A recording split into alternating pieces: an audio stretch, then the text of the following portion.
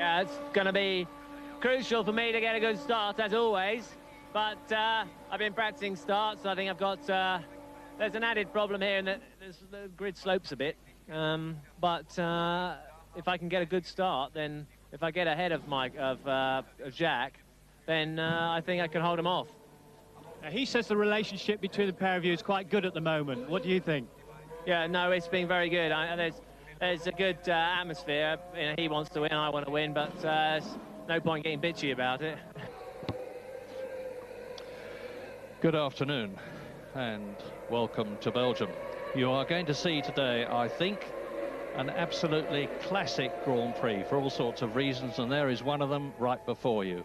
This wonderful Ardennes countryside in which the Spa-Francorchamps circuit nestles. It is 4.3 miles long. It is the finest Grand Prix circuit in the world.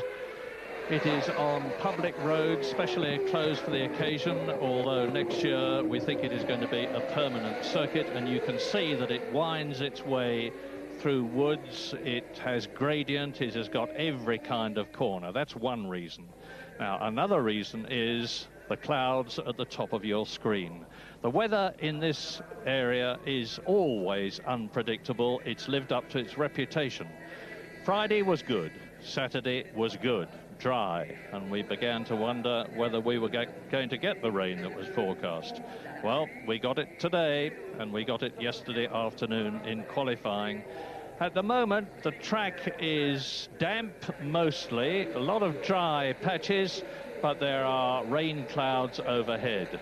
And last year, the track was in exactly the same state. The rain came, the safety car came out, and the race was restarted with the cars following them. You're looking at Gerhard Berger now, and you've seen Jacques Villeneuve. There he is, number 6, in the second pole position of his career. Now, this young Canadian is quite incredible. Damon Hill has won here twice already on the Belgian Grand Prix. He was second last year. But Villeneuve has come here to drive for the first time, as he did in Hungary 2 weeks ago, and he won the race there. And on Friday, Villeneuve was faster than Hill. Villeneuve was third fastest, Hill was 7th fastest. In qualifying yesterday, Villeneuve took his second pole position by 0.4 of a second in front of Damon Hill. It's the 6th Williams front row and team qualifying this year. And in the warm-up this morning, Damon Hill was 6th fastest and Jacques Villeneuve was fastest of all. So, fastest yesterday, fastest this morning. Now, another thing that has become a bit of a cliche in Belgium, but it has to be said, is that immediately after the start here, we have exactly the same sort of situation as Monaco, a very tight corner, and we always worry about whether everybody will get around it. And Tony Jardine is with Damon Hill. Damon, big day today, tough job on your hands. Yeah, here's the deal. You know, I can finish second if I want to from now to the end of the season and win the championship if Jack wins all the races. But that's not what I want to do. I want to win, and I'm going to do my damn best to try and make that happen. Critical for tyre choice today, critical for the weather, and I think you've got a man from the Met possibly helping you. Yeah, we've got a guy who's giving us up-to-date weather forecasting, and but you know, this place is somewhere special. It's almost impossible to tell exactly what it's going to do next. Damon, the other thing is, as you said, there's a bit of a slope here, but you're not going to use the handbrake, I understand. No, I'm not happy with that operation, so we're going to do a normal start. But the trouble with this is the track's drying on the right-hand side, which is the line, and on the wet here, on the left-hand side, it's still very wet, so there's, you know, it's going to be difficult to get a good start. But the important thing is to make it cleanly through the first corner. Can I just say, on behalf of all your millions of fans, very best of luck today. Thank you. And Murray, I just want to say a few words if you're watching. I've never felt better in my life, and I feel fit as a fiddle. Thank you. I'm sure you'll be pleased to hear that. OK, thanks a lot. There's a story behind that. I said he looked a bit gaunt in the qualifying commentary yesterday. Well, he assured me afterwards, as he's assured me today, that he never felt better. And there's the man that's partly responsible for it on the right, Erwin Gollner, who is Damon's personal trainer, as he puts on one of the special nose plasters, which helps you to breathe. get more oxygen into your system. And Damon Hill is starting from second on the grid. So we've got a classic circuit. We've got a classic weather situation. I would be very surprised indeed if the track dries out completely before it rains again. I would be even more surprised if it doesn't rain at all. And the other man, apart from Damon Hill, of course, who is right up at the front of the grid, is Jacques Villeneuve, second in the World Championship, 17 points behind teammate Damon Hill, and I spoke to him recently. We just got these last few races to go. You're 17 points behind in the championship now. How do you see it going? Well, the only way is to be aggressive. Right now, Damon, all he has to do is finish second. So it'd be good if someone could get in between him and myself on the start, if we have a good start. So then it would be easier to beat him the rest of the season. But you know, if all he has to do is finish second, and if the opposition is a second slower than us, then it will be difficult to beat him. It's between the two of you. Damon, who's well used to Formula One, and you're not. It's your first year, and it's very obvious that the start tomorrow is going to be critical. How difficult is passing at Spa compared with other tracks? I think it's not too difficult because there's quite a long straight with some braking at the end of it. Actually, there's 2 or 3 places you can overtake. So I think it's actually a pretty good racetrack. It's a fun track to drive by yourself. And then to race and to overtake, it's good as well. So it's the perfect racetrack. And what sort of things will you have been taking into account for strategy? Because that's obviously going to be very important tomorrow. Well, the weather will be key because you know, if it starts raining and you can pit just when it starts raining, that saves you an extra pit stop for tires. So you know, you'll have to be a little bit lucky. There's no way to really judge before the race what's going to happen. So you'll just have to choose a strategy and then hope it's the right one. So 3 wins behind him already this year in his first season of Formula One. There is Michael Johnson, the Olympic 200 and 400 meter champion, who has been round the track today in a car. He didn't drive it, but he went round very quickly indeed. He's making a considerable stir here, as you can imagine.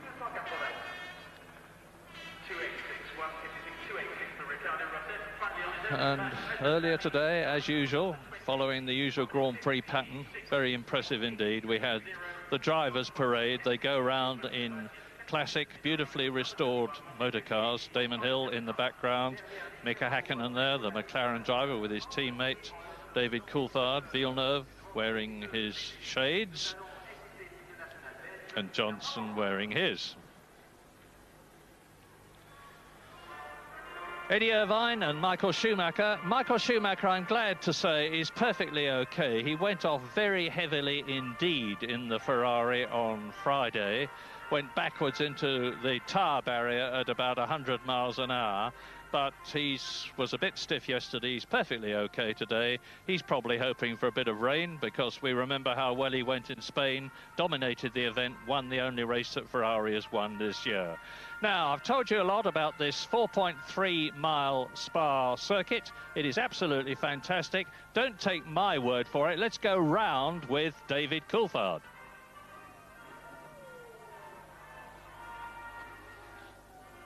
Across the start finish line and on the brakes, very heavy at 100 metres down into La Source, which is taken in first gear. Very difficult coming out of the corner. You see you have a bit of oversteer there. Up through the gears, 2nd, 3rd, 4th, 5th and 6th. And this is one of the most impressive sights for the driver as you come down the hill to the bottom of a Rouge, slight lift as you then go up over the top of the hill, and the camera really doesn't do it justice there, because from inside the cockpit you really are feeling as if you're on a roller coaster. This section here is fairly straightforward, just flat out, 6th gear, just checking your mirrors, checking gauges.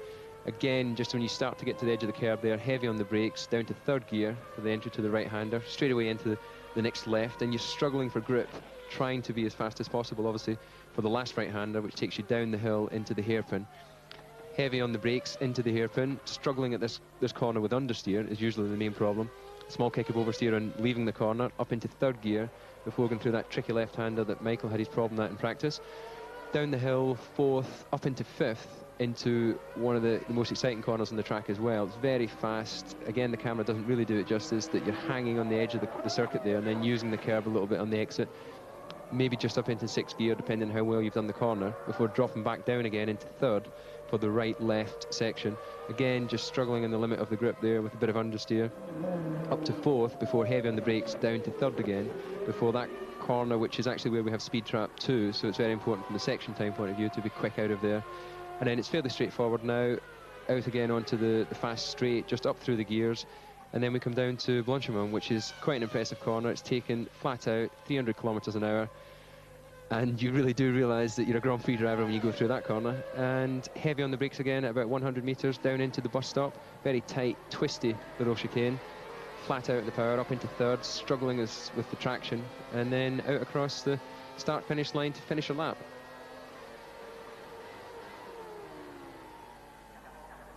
And David Coulthard there, no doubt sitting beside the track there whilst his car is ready for the race, sitting on the grid position. We can see on the left of that, see the dryness, the lighter grey that Damon Hill was talking about. That's the right-hand side of the circuit. That's where Villeneuve, Schumacher and Berger are going to be starting. David Coulthard was absolutely outstanding, I must say, in qualifying.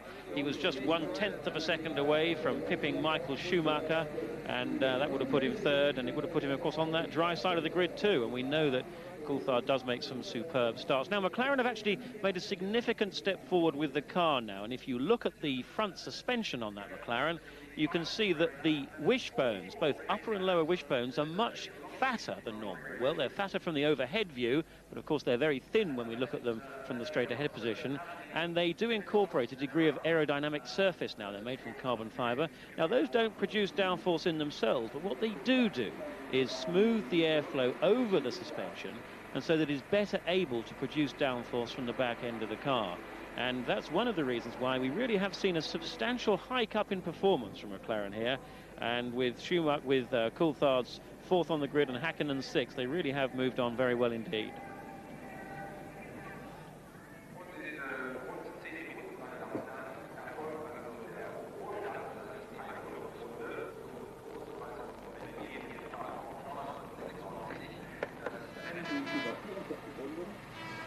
David, we've just been watching you do a lap that you kindly did for us for the BBC. Now, what about this revised La Source going into there? Can we expect one of your demon starts going into it, or could it be a bit too crowded?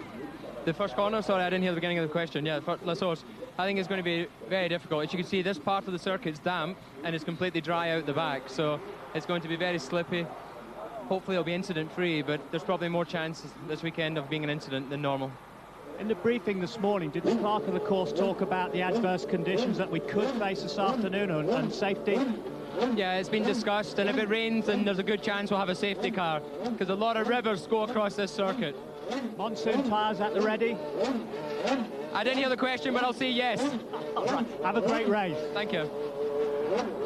The question was monsoon tyres ready. That's Goodyear's new tyre, which has got an enormously wide tread pattern to clear a lot of water from the track, and they may be needed. I know the Benetton team have got 2 sets of them, can't answer for the others, but you can see how dangerous the weather conditions look in terms of dropping a lot of rain onto the circuit. Martin Brundle has done extremely well here. It's the sort of track he likes. 8th on the grid, 7th fastest. He's with Tony Jardine. Martin, congratulations. We read yesterday that you said you sort of creep up on this car, but it tends to be paying dividends. That's right, yeah, rather than changing the car fundamentally over the weekend, I found that you just have to balance it a little bit as the weekend goes on, and we're knocking on the door here with the front runners, and I'm looking forward to the race. One of your favourite tracks. Just tell us, what is it like plunging down through Eau Rouge? Well, it's just awesome. I mean, you're doing sort of 295 kilometres an hour, and you really don't want to lift the throttle, but in the end you have to.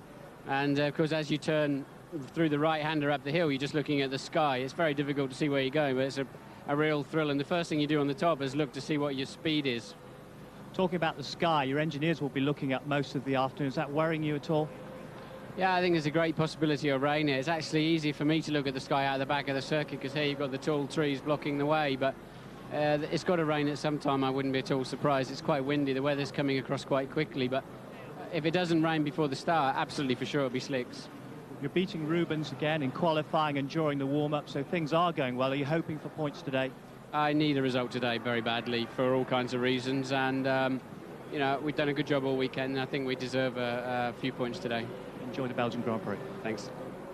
Martin Brundle had a colossal scrap with Damon Hill in the closing stages of last year's very exciting race. Damon had just pipped him in the end by a few seconds, taking second place. Damon. Martin finished in third position, driving for Ligier last year. And as I said, this is very much his kind of track. The imperturbable Jacques Villeneuve sits in his car in pole position, an enormously impressive young man, 25 years old. Nothing seems to faze him. He worries about his opinion and not other people's, and his record in Formula One speaks for itself. Now you look down, and to the left of the picture, just coming into the shot, would have been La Source. That was the hairpin that David Coulthard was talking about, and I was talking about earlier on. The cars start on a quite short stretch between the exit from the bus stop, which is a sort of chicane, and the run down to La Source, and that is a 180-degree hairpin which leads downhill into this Eau Rouge section that you've heard so much about already.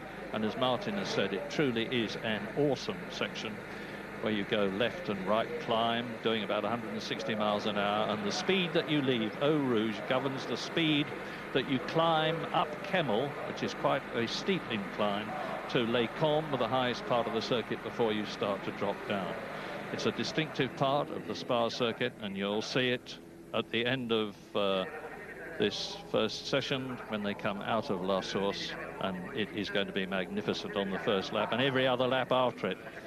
Damon is not going to settle for anything other than first place if he has anything to do with it. You heard him say that by finishing second in every race, even if Jacques Villeneuve won them all this year, he would still win the World Championship by 1 point.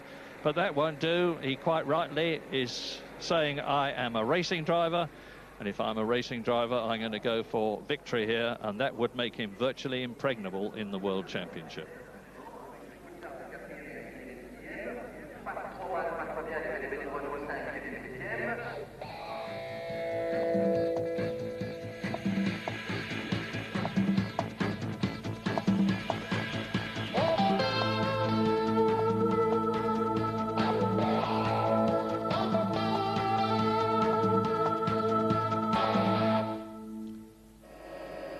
So there is the Spa-Francorchamps circuit.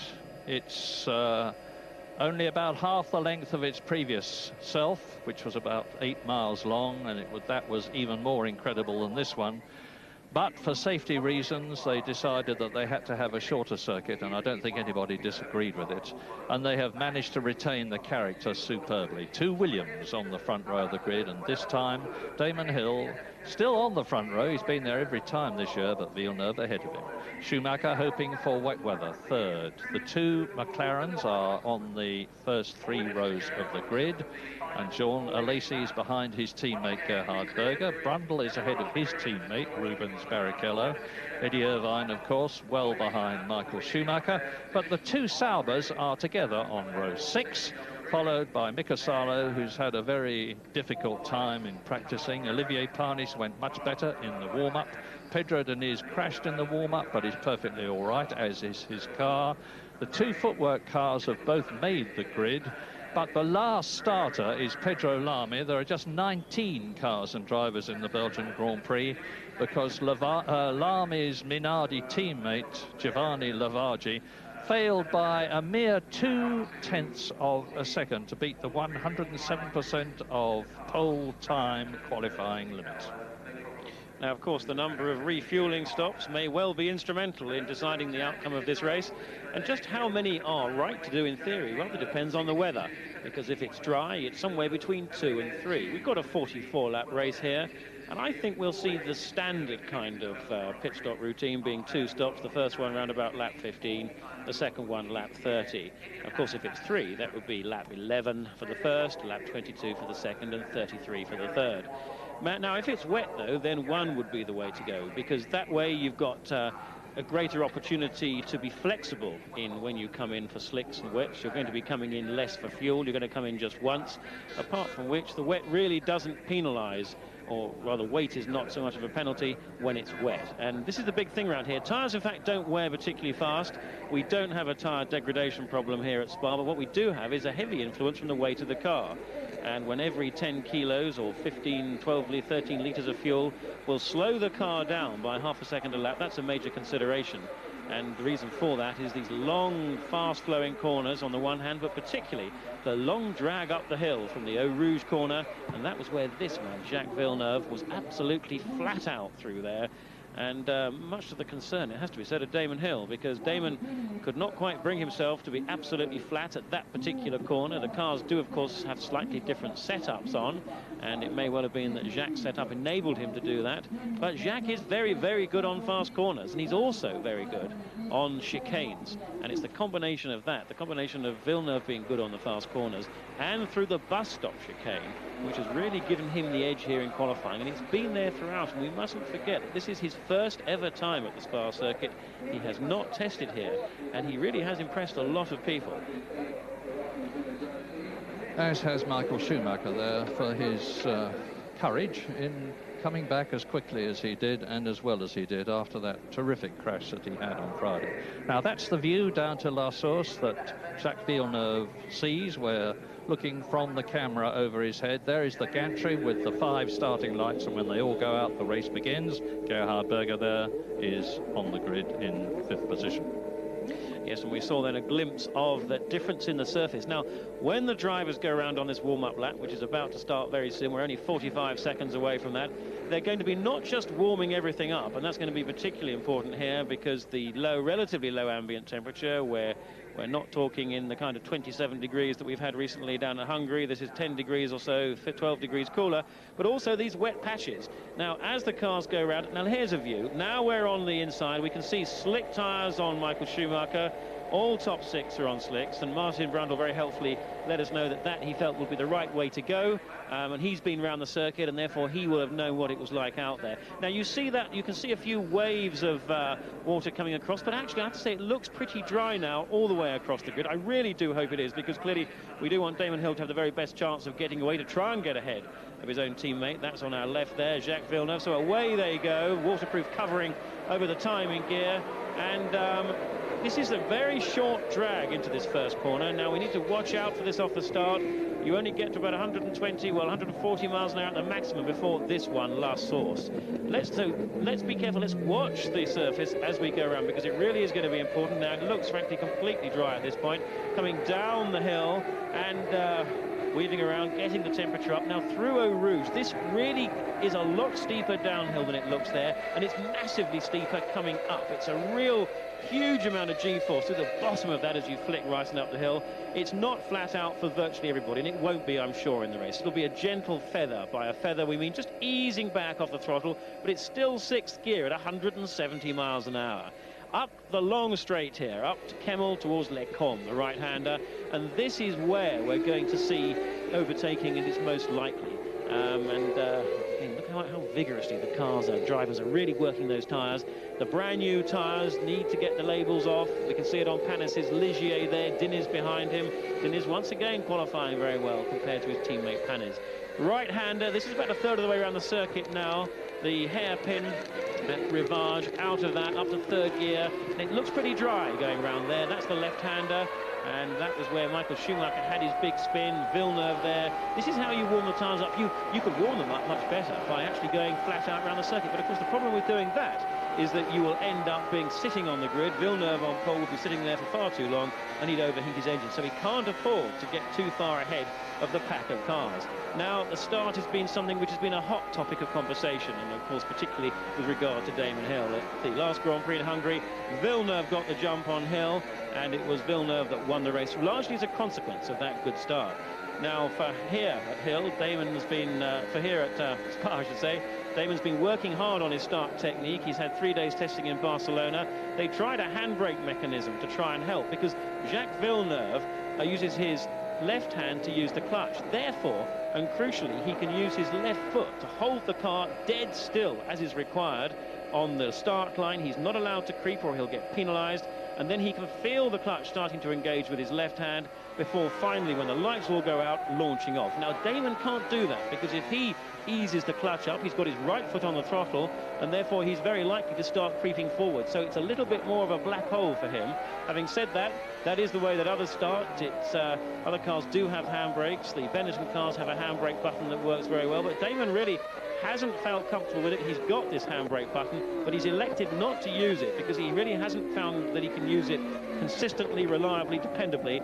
So he's going to have to just try and make a good start. He's made some poor ones, but he's made some very good ones too, and we shouldn't forget that. But coming up now to taking their places, don't forget, Schumacher does not tend to make good starts, we know that. So looking at the grid, it's going to be surely Villeneuve streaking off, and behind that, Coulthard, watch for him on the left-hand side, because he could make a good start too.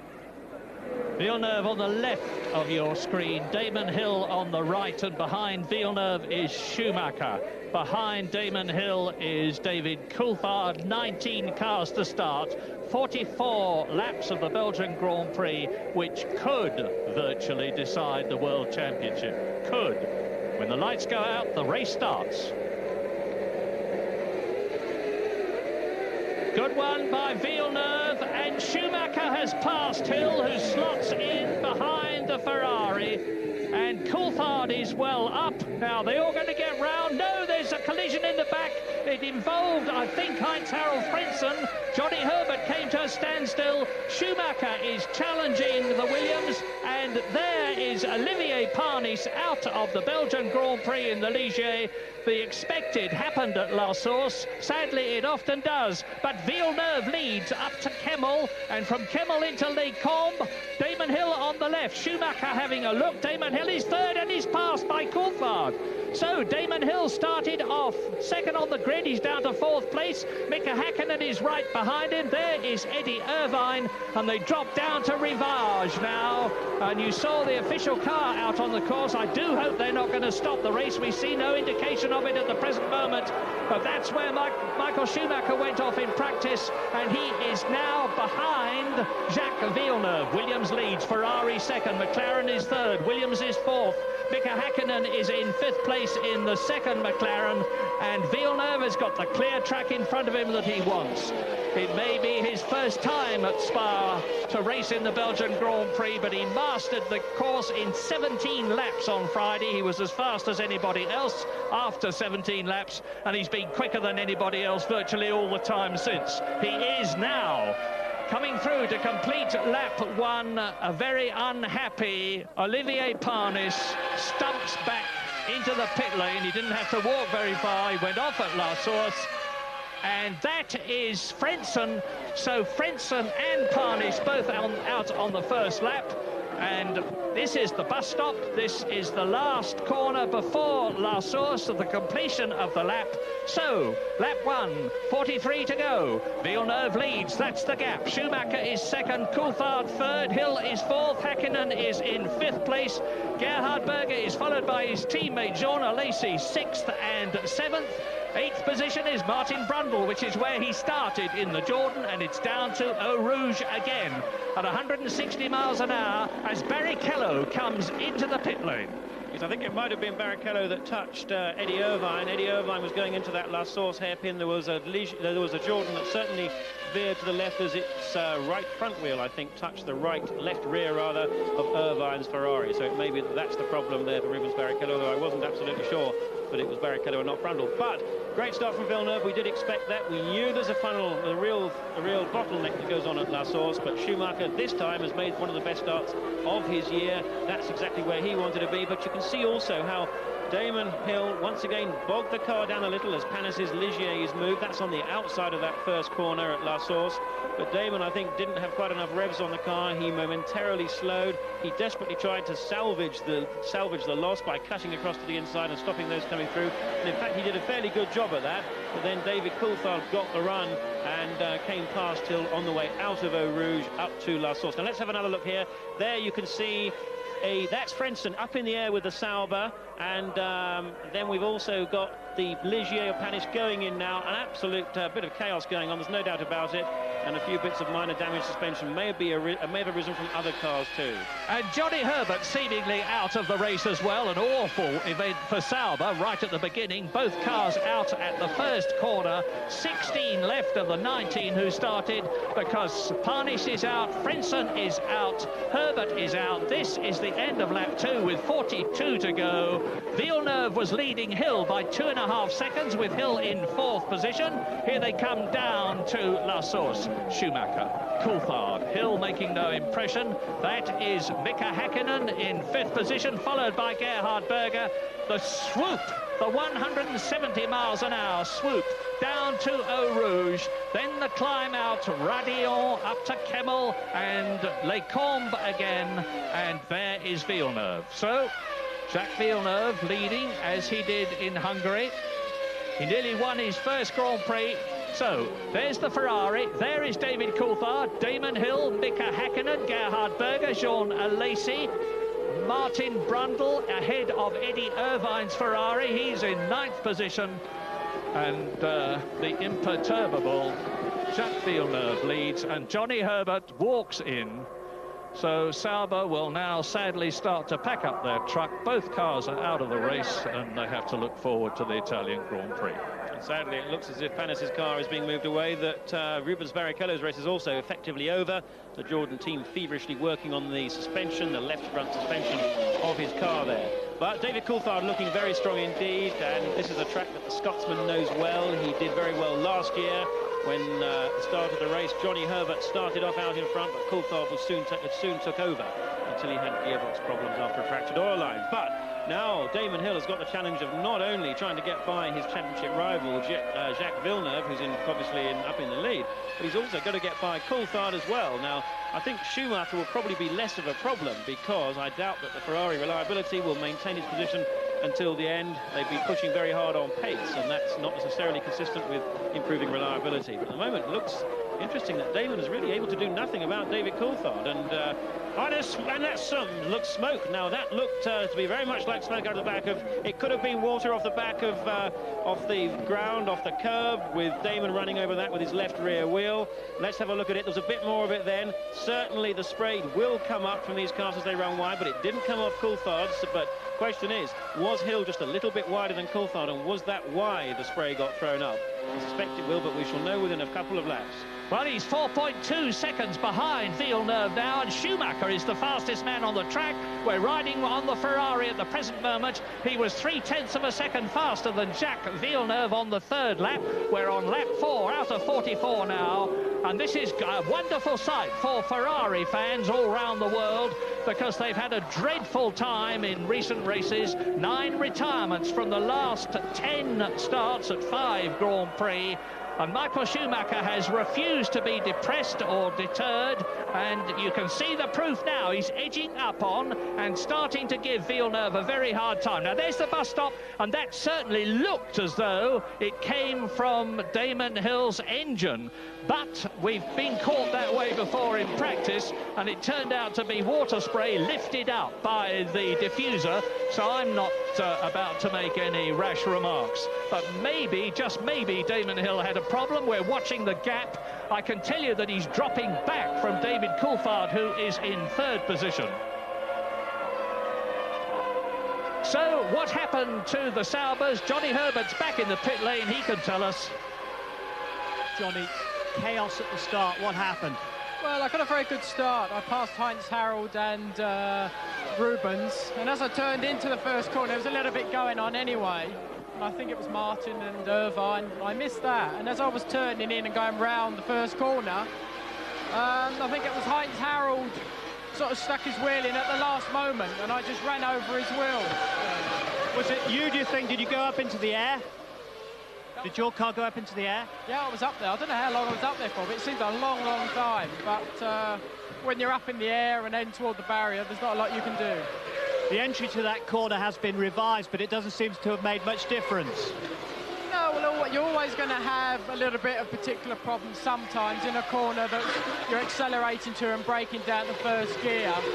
But that is, you know, everybody knows and everybody realises you've got to be careful. The race isn't won on the first corner, and you just got to be a little bit careful and wary. Sorry, Johnny, and thank you. Well, was lost on the first corner for Heinz-Harald Frentzen, for Olivier Panis, and for the unfortunate Johnny Herbert out again. Now we're with Gerhard Berger, who is in 6th position, and ahead of him was Häkkinen. But we rejoin the front of the race to look on lap 5 at Jacques Villeneuve, just about a second now ahead of Michael Schumacher's Ferrari. Schumacher is static now compared with Villeneuve. The lap times were virtually identical. And there is Gerhard Berger in the Benetton, and he is in 6th position. He is shadowing and pushing Mika Häkkinen very hard indeed. That McLaren Mercedes, you saw the new suspension. Mika had a high-speed problem, straight-line problem yesterday in qualifying, which he thought was the engine, but which turned out to be the setup of the car, needed a minor alteration. They did that, and he was very happy in the warm-up today. So, now, coming up to the bus stop, they do 180 miles an hour round Blanchimont, turn into the bus stop at about 50 miles an hour here. So Häkkinen and then the 2 Benettons. Villeneuve has already gone through, and he's increasing his lead. He's just made the fastest lap of the race, 1:54.8, and he is now 1.5 seconds ahead of Michael Schumacher. But Schumacher is not pulling away from David Coulthard. The gap is about 3 seconds. And you look down now, there is the leader. And he's coming up to lap somebody. I didn't quite see who it was, but I very soon will. And there is David Coulthard. Now, the gap you can see is 3 seconds between Coulthard and Schumacher. And it was Rubens Barrichello that they're coming up to lap. He's 16th on the grid out of the 16 that are left on lap 6 out of 44. And he has already been lapped. Now, these are the leaders round Rivage, which leads eventually into the long 180-degree left-hander at Toulon, which they take at about 140, 150 miles an hour. So once again, clear evidence of just how vital these starts are, with the fact that Damon Hill is now 6 seconds behind Jacques Villeneuve after just 5 laps. Now, whilst Damon is certainly correct in saying that he can indeed win this championship by finishing second to Villeneuve for the remainder of the Grand Prix in the championship, the margin between just doing enough to finish second and actually doing that much less that you end up slipping back is very, very small indeed, particularly at the start. And whilst I'm sure that in the fullness of this race, reliability allowing, we will see Damon come back, and as we did in Hungary, and start challenging Villeneuve. It's obviously early to say what's going to be going on. It's a big handicap at the moment. But Schumacher is interesting, because Schumacher is really pushing Villeneuve very hard indeed. Now, I don't actually believe, but just look at that. The way he's trying is fantastic. He's flat out through that second chicane. That's 3rd gear, 4th gear, 5th gear now, 170 miles an hour. Now hard down on the brakes, right down to 1st gear. Tucking in tight, a bit of opposite lock. Watch for it. Is it coming out? Yes, there we are. Power sliding out in 1st gear, down the hill. Up through the gears, all the way to 6th gear, and just an ease back on the throttle, through there, Eau Rouge, up the other side. Now, he's 1.2 seconds, and he's set another fastest lap of the race now. So I think that actually Schumacher is intending to make fewer fuel stops than Jacques Villeneuve. I think he's running a lighter car. I'll be very surprised if he's running, and a big slide there from David Coulthard. He's run wide, that's the bus stop chicane. He's missed the first part. Now he's got Damon Hill right behind him, or he certainly should have had. So, yes, well, that's the kind of situation when Damon really could have been poised to capitalise on that mistake. A bit of a mistake there from David Coulthard. Basically, he just got on the brakes a bit too late. But Schumacher surely is running lighter than Jacques Villeneuve, and that's why he's able to keep up. I don't think that for the same fuel load, he'd be able to do that. Lap 7, and the good news, and it is good news, is that the sky is clearing overhead. It's blue sky over me at the present moment. You can see that the track is dry virtually everywhere now. So that means that slick tyres obviously are very much the order of the day. But don't let that fool you. The conditions can change extremely quickly here as you watch Schumacher, the fastest man on the track, trying to close that gap, and he's doing so a bit. Just 1/10 of a second by 1/10 of a second. Now, Villeneuve coming up to Barrichello. We're with Villeneuve now. That's the Jordan in front. They're coming up to the bus stop, and Villeneuve will close right. He won't be able to get past Barrichello. Yes, he will. That was incredible. He did that at about 170 miles an hour. Hard on on the brakes. What we don't know is whether Schumacher got past as well. Yes, he did. So, but he's closer. The gap was 1.3 seconds on the previous lap, and you can see that it certainly isn't that now. It's under half a second. So, Schumacher right up with race leader Villeneuve and pushing. And here is where he could start to do something about it. Down the hill, he needs to get as close as he can to Villeneuve at this point, because if he can get a little bit faster through Eau Rouge, or frankly, it looks like he's too far away already. Listen to that, he was virtually flat out through there. Now it's towing up into 7th gear. Do you hear that gear change? Ferrari having 7-speed gearbox like Jordan now for the first time. He's getting closer all the way, but he's not close enough to have a go at Villeneuve into that first corner. That's Lecombe, but they're the right-hander. And the reason that Schumacher made up that ground was almost certainly because Villeneuve was just ever so slightly slowed. No fault of Barrichello, but it is impossible to follow a slower car through a fast corner like Blanchimont without losing a little bit of time, and that's what would have happened to Villeneuve. He timed his manoeuvre well, but he did have to have quite a big lift going into Blanchimont, and we'll no doubt have a chance to hear exactly what the drivers are doing with the throttle through that crucial corner when we get an on-board around about that part of the circuit. It's early days in the Belgian Grand Prix, lap 8 out of 44, but Damon Hill must already be a worried man. He's 7 points in the World Championship behind Jacques Villeneuve at the present moment, and the gap between the two of them at the beginning of the race was 17 points. So with Villeneuve on 10 and Damon Hill on 3 at the present moment, the gap is narrowed by those number of points. But it's a long, long way to go. And Schumacher comes round Blanchimont. That incredible, and Villeneuve locks right up. He is trying really hard, and Schumacher pushing him. He's pulling away from David Coulthard. The gap between Schumacher and Coulthard is nearly 5 seconds. Coulthard is 3rd, Hill is 4th, but he's not closing up on Coulthard at all. The second McLaren is in 5th position, and yet again Schumacher goes for it, as does Villeneuve down the descent to Eau Rouge. Look how fast David Coulthard's dropping back there. He's now 5 seconds behind Schumacher, and look how hard Jacques Villeneuve is trying, locking that wheel on the way to setting his new fastest lap rather of the race here, that 54.4, trading fastest laps of this race with Michael Schumacher. Again, Schumacher's not close enough. Frankly, I don't think the Ferrari has the straight line speed to be able to get by Villeneuve unless he makes a mistake. Now, look at the rear wings of those two cars. Look how thin that wing of the McWilliams is. Look how fat, relatively, the wing on the Ferrari is. The depth of the wing, the vertical depth of the wing, gives you a very good idea about how much downforce they're running. Williams are running relatively light amount of downforce. Ferrari, you can see the deeper wing on that car is running more downforce, more from the wing at least, and I suspect that's to compensate for a car which is in itself not quite as effective aerodynamically. And let's have a look here, slow motion. There is that right-hand front wheel locking up of Jacques Villeneuve as he comes into La Source there, and clearly Villeneuve trying very hard. Villeneuve's a tough nut. Schumacher is not going to have an easy job getting past Villeneuve. He may be new to Formula One, but the racing in the States and IndyCar racing was tough, and Jacques was reckoned to mix it with the very best of them. So I think we're in for a good scrap here, but still I remain suspicious that Schumacher is running a lighter car and therefore will be peeling off into the pits for fuel before Villeneuve. Very likely, but meantime, Damon Hill has got more to worry about than the fact that he's in 4th place. Mika Häkkinen is starting to close up on him in the McLaren Mercedes, which we know is handling extremely well. It's got big power. You watch Schumacher exit the bus stop. Villeneuve crosses the line, and Schumacher follows him. The gap is virtually identical. Lap 10 now. We're up to roughly quarter distance.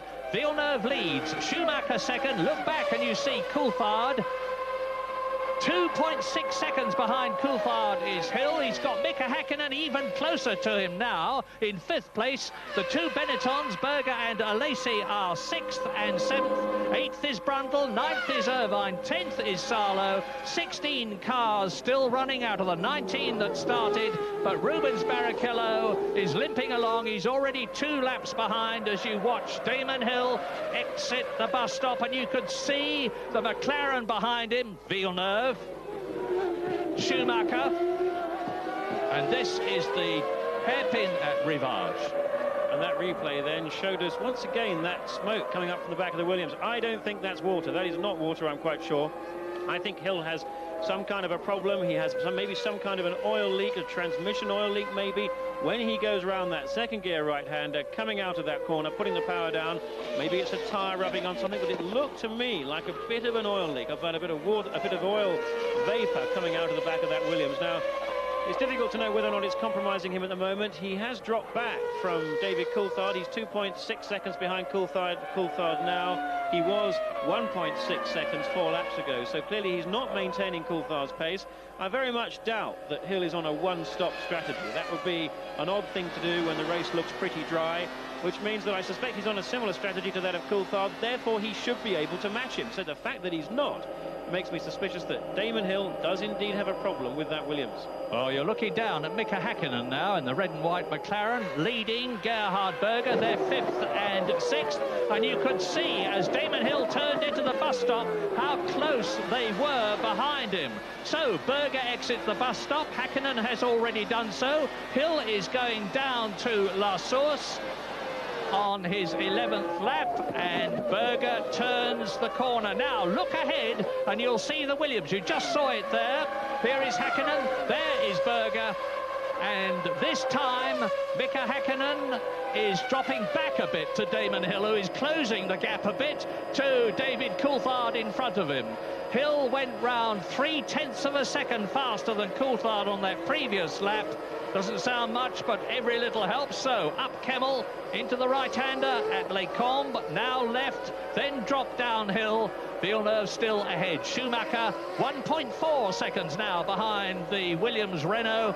David Coulthard 6.8 seconds behind Jacques Villeneuve, the race leader.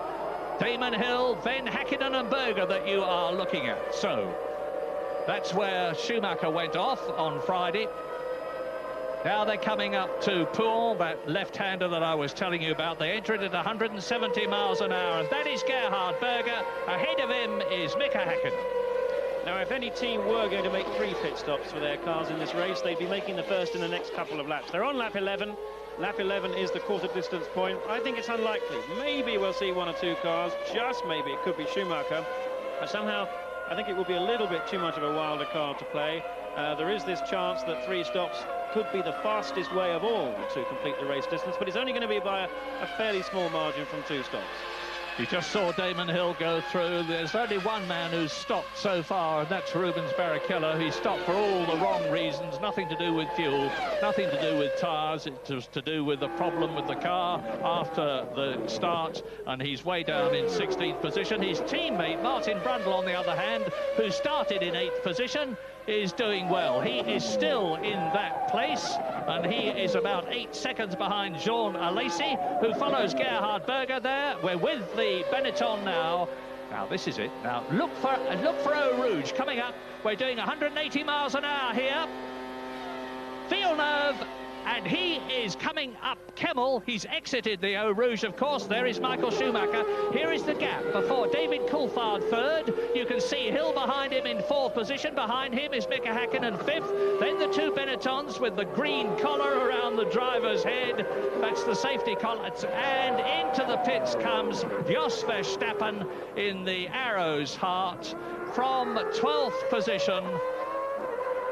And this does not look anything like a refueling stop to me. You can tell from the way he just slowly came into the pits.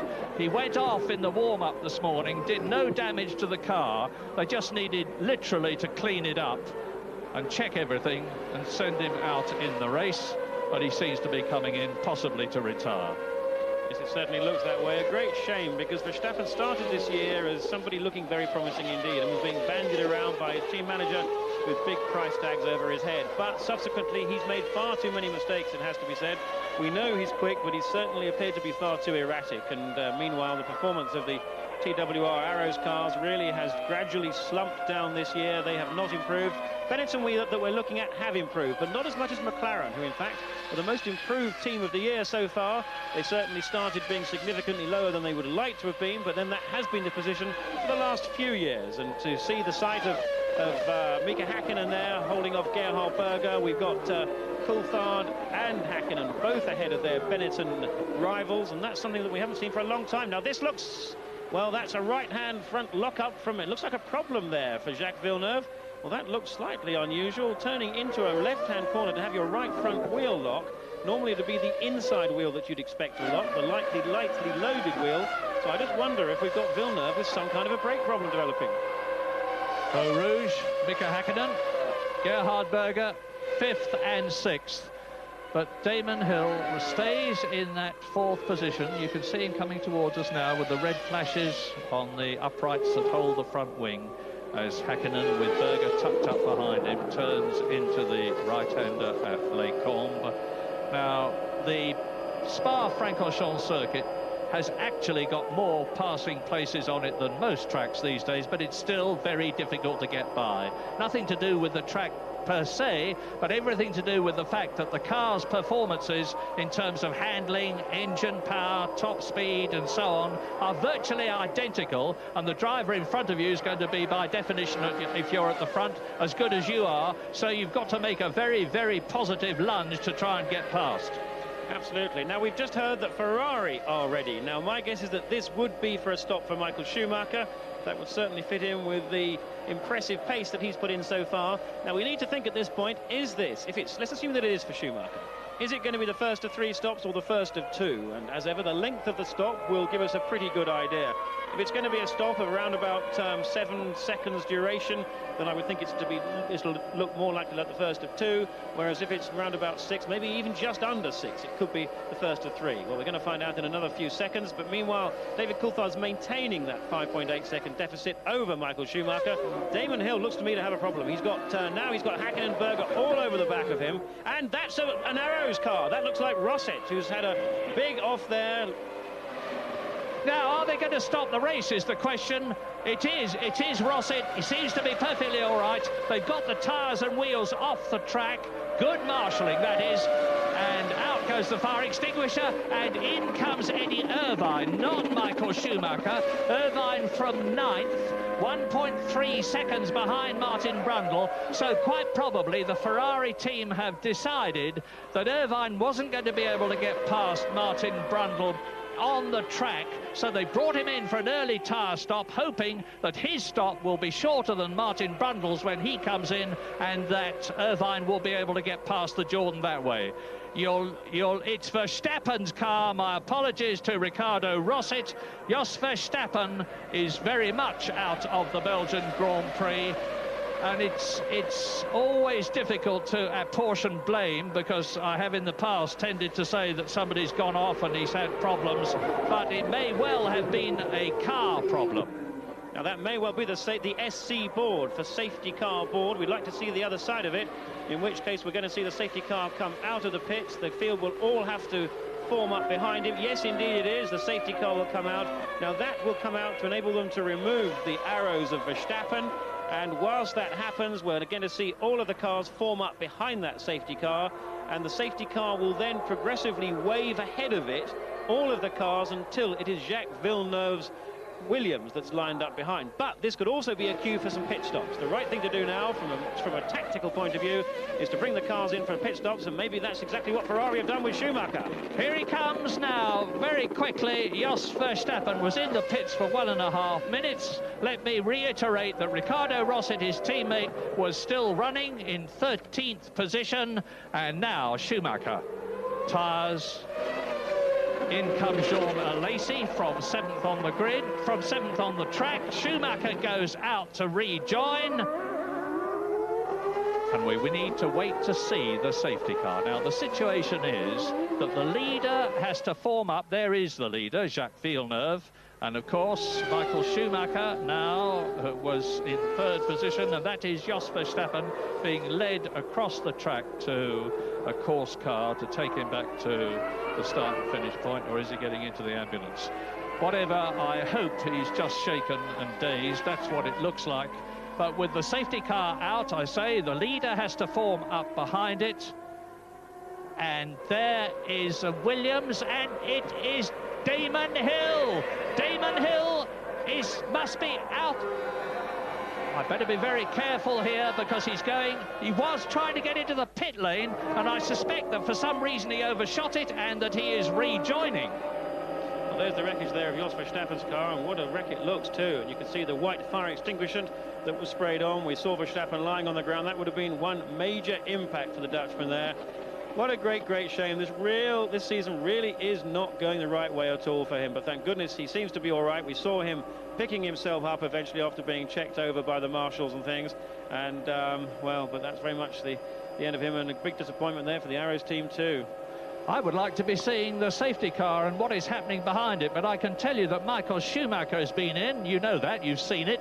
Jonah Lacey, the same, he's been in. Mika Salo from 9th has been in. Eddie Irvine, you saw him come in. Ricardo Rosset, the teammate of the Arrows driver Jos Verstappen, has been in.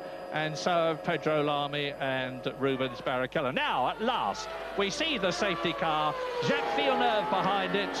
And we're with Michael Schumacher now. David Coulthard is up into 2nd position behind Villeneuve. Now they have to hold their positions. Schumacher has dropped down, of course, because he has been into the pits and come out again. Yes, indeed. Now the cars will get waved on. That's Verstappen being taken back to the medical centre by the ambulance, but it certainly looked as if he was in reasonable shape. So Villeneuve comes into the pits for his first stop, and that means now it'll be David Coulthard who'll be lining up. Then we have must be Gerhard Berger coming in with his Benetton. This is the right time to make refueling stops, because one is allowed to do that whilst the safety car is out.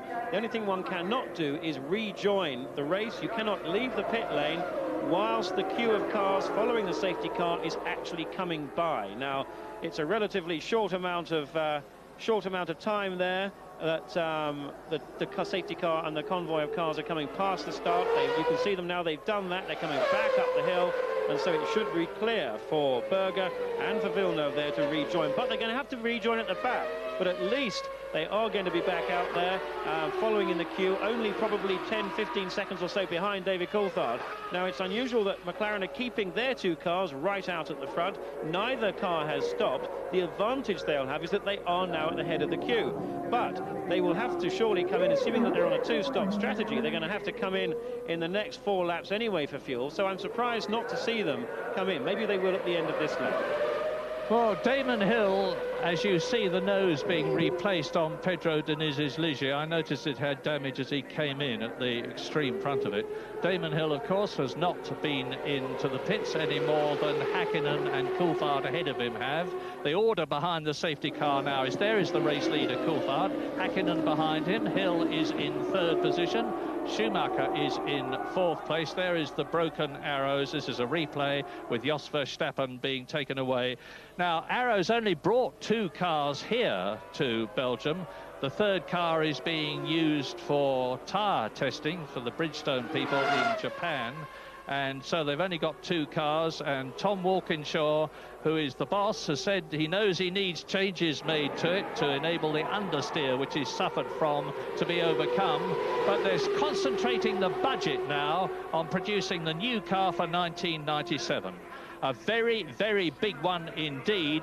Michael Schumacher said after his enormous crash on Friday that the head protection on the Ferrari, and you can see the blue collar on Verstappen's car there, it's identical on all the cars, was absolutely magnificent. The new safety regulations are really working. We're with David Coulthard now. He's on his 16th lap out of 44 because the lap counter keeps running.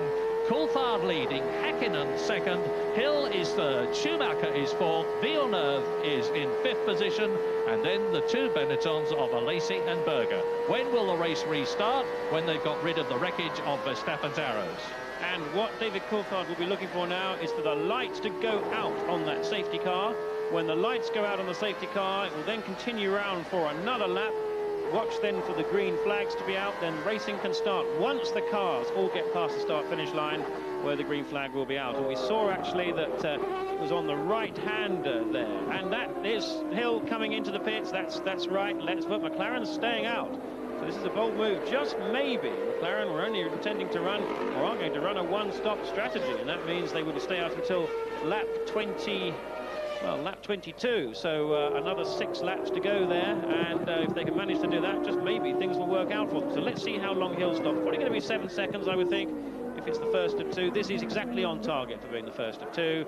And, well, a little bit longer there, but it wasn't from the fuel. It was from a bit of work at the front end on that left front wheel. And so Hill resuming out, but meanwhile, Coulthard and Hakkinen lead. Now, of course, they lead on the road, but Schumacher in third is in good shape. Now, look at that arrows there. See how the left side of the car is gone.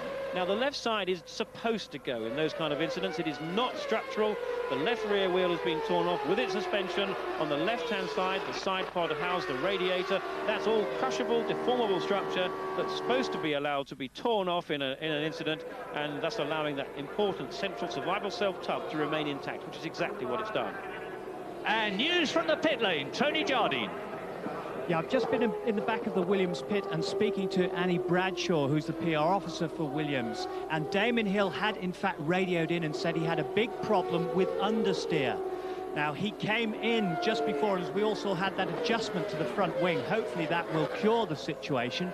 Very soon after that, the radio went again, and Villeneuve came crackling across the airways to say that his right front tyre was completely useless, and that's because we saw him locking that up all the time. That should be cured with his new set of tyres. So let's just hope Damon's problems are now cured.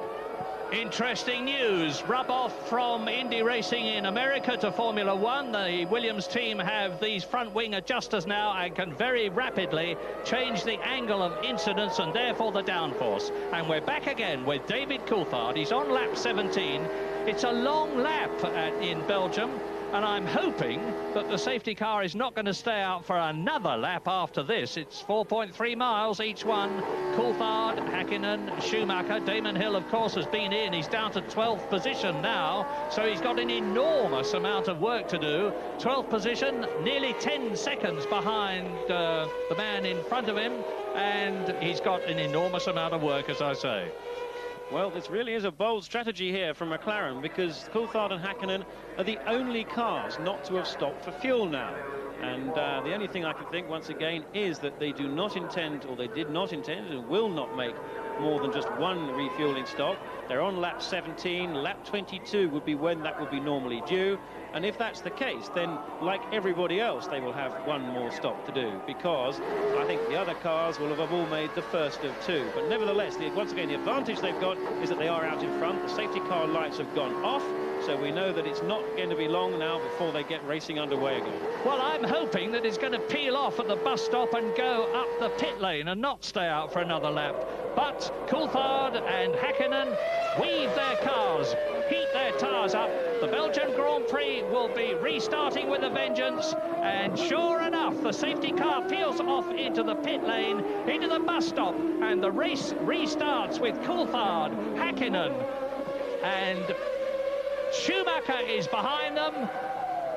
And the two Benettons are coming up to take Rubens Barrichello, of course, who is laps down, and Villeneuve surges through on the inside, but fails to keep the pace as they go down to Eau Rouge, and you can see Eddie Irvine pulling out in the background.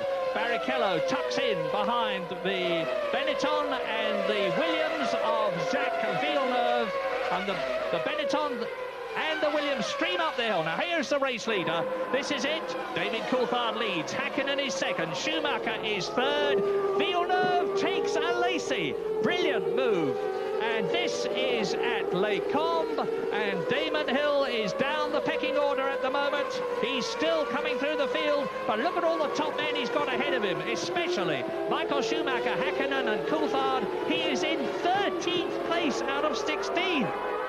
But out in front there, the two McLarens, but we know that they're going to have to stop within the next 5 or 6 laps. So, to my mind, the real leader here is Michael Schumacher in third place. Now, what's interesting is that Schumacher and Lacey have both got ahead of Jacques Villeneuve. By pitting earlier, they've got ahead, and particularly that's turned the advantage at this point, is that Villeneuve, I beg your pardon, has just now overtaken, of course he has overtaken Lacey, but that has left Schumacher out ahead of Villeneuve. Now, there's not much in it, and I'm sure we're going to see Villeneuve now close up on Schumacher. We're going to have a real battle between Villeneuve and Schumacher that will certainly be hounding the two McLaren cars all the way. They really should get by them because they're on fresher tyres. They have got a heavier fuel load, mind you, and it may well be that the lighter car of the McLarens at this point will enable them to keep ahead and run ahead of Schumacher and Villeneuve. How time flies when you're enjoying yourself. It's certainly flying now because we're on lap 18 out of 44 and the race has come alive. Turn into the bus stop. There is Irvine into the pit lane. Dart somebody, missed who it was, but Sarlo goes through, Irvine goes through, then the Benetton into lap 19. David Coulthard and both Mika Häkkinen both stay out. Schumacher, it was Barrichello who went in, so he is in for the second time. And now you see, there is the Jordan. And that is Rubens Barrichello. Now, well, they're checking the suspension. He's obviously hit something and they're worried about whether one of the suspension arms may have broken. But there is Villeneuve, then Alesi. Villeneuve is fourth, Alesi is fifth. Irvine has a look at Sarlo. He has got Gerhard Berger behind him. And now, just in case there is any confusion, this is the race order on lap 19. David Coulthard leads and has yet to stop. Häkkinen leads and has yet to stop. Schumacher is third and has stopped. Villeneuve is fourth and has stopped, as has Alesi fifth, Sarlo sixth, Irvine seventh, Berger eighth. But oh dear, it really has all fallen apart for poor Damon Hill. The start was yet again not a particularly good one from him.